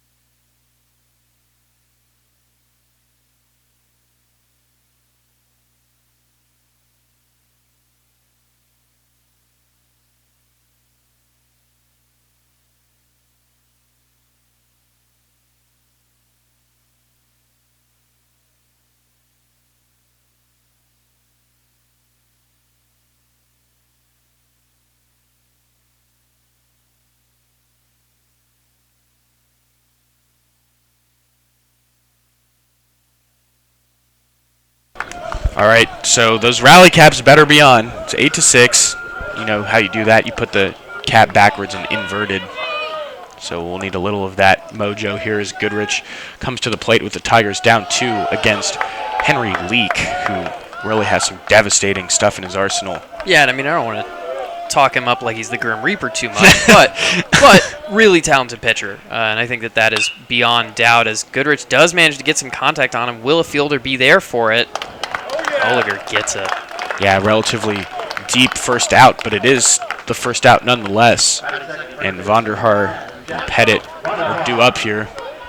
Yeah, they all count. And again, this is Leak's first live appearance of the season, and so that's something you have to take into account with all of these Babson pitchers, even Gallagher, who looked really bad yesterday, and then in his second outing looked a lot better. Some of these guys, that's what they say spring training is all about. It's really all for the pitchers because as a pitcher, it just takes more time to bed in and really get into the live action swing of things. So you wouldn't be surprised if Leak didn't have his best stuff today. Even if he doesn't have his best stuff, it's still pretty good. Yeah, that one just missed a little bit off the outside corner there for a ball. And that one brought back by the catcher. I guess it was inside, was the diagnosis there from the umpire. Yeah, I think it's a really good frame job, but it's close. Both of those last two pitches, pretty good fastballs. Yeah, so instead of 0-2, we have 3-0 is the count. So Vonderhaar, man, if he just takes one more ball here, then Pettit would have a chance to tie the game. And, of course, that's weird. not the attitude to really have as a hitter. You don't want to step outside of your normal approach and swing for the fences. No, but, I mean, Vonderhaar on base, Pettit due up. I've seen that somewhere. I just can't remember where, so. Yeah, we saw that. Didn't we see that? I mean, I wasn't there yesterday, but I imagine that's what you're alluding to, was the home run we saw from Pettit yesterday. So that would be 2 runs. Yep, 3-1 is the count. It's driven out into the gap there, and it will get down. We'll get down past Seti out there in left. So good piece of hitting for Vonderhaar. He will get to second base on that one. Yeah, and I think that one looked like it didn't come off the bat hard, but it was smoked out there over the head of the left fielder. I don't think he misplayed that at all. I just think it was beyond the capabilities of his run. And I think that's sometimes what can happen with Vonderhaar is he hits the ball so hard that it looks like he takes a nice, easy swing on it, and it's just going to be, a lazy fly ball, and then all of a sudden it starts carrying, and all of a sudden it bounces against the fence. So he's on second, and Tyler Pettit is at the plate. Yeah, and the Tigers don't look too out of whack here against Henry Leak. So there's room for that one. That is the second out, but I was going to say, up until that, Meredith got a base hit. Goodrich drove one pretty deep to center, and then Vonderhaar hitting that double. Seems like they're getting some decent cuts at him, but that is the second out, and it's all up to Wisniewski right now, down 8-6 with 2 outs and a runner on second base. Yeah, it's, this Tiger team's not intimidated by anybody, and they're going to fight it down to the last out. But it's about as crunch time gets. Wisniewski's 2 for 3 today, and he's been raising that average for quite some time. Really swinging aggressively there, and he's doing what he's been trying to do. Basically every time he's up there is drive the ball the other way. Yeah, it's his strategy against right-handed pitchers. And Leak has that sort of two-seam movement towards the arm side of the pitcher that really plays right into that for Wisniewski. Again, going the other way and fouling it. And dangerous territory at 0-2. Leak is a strike away from giving Babson its first win of the 2020 season. Yeah, but you know what? I am liking what I've been seeing from Wisniewski. That is hard contact in several at-bats to that opposite field. That wall's pretty high out there and left, but you never know. Yeah, and if the Tigers are not able to get anything done here, we should be back at 12 o'clock tomorrow to wrap up this series. And it's driven out there. We'll see if this can keep the game alive. What a catch. What a catch to end the game in center field from Jake Oliger. That's just a tough way to end what was a tough fight till the very end.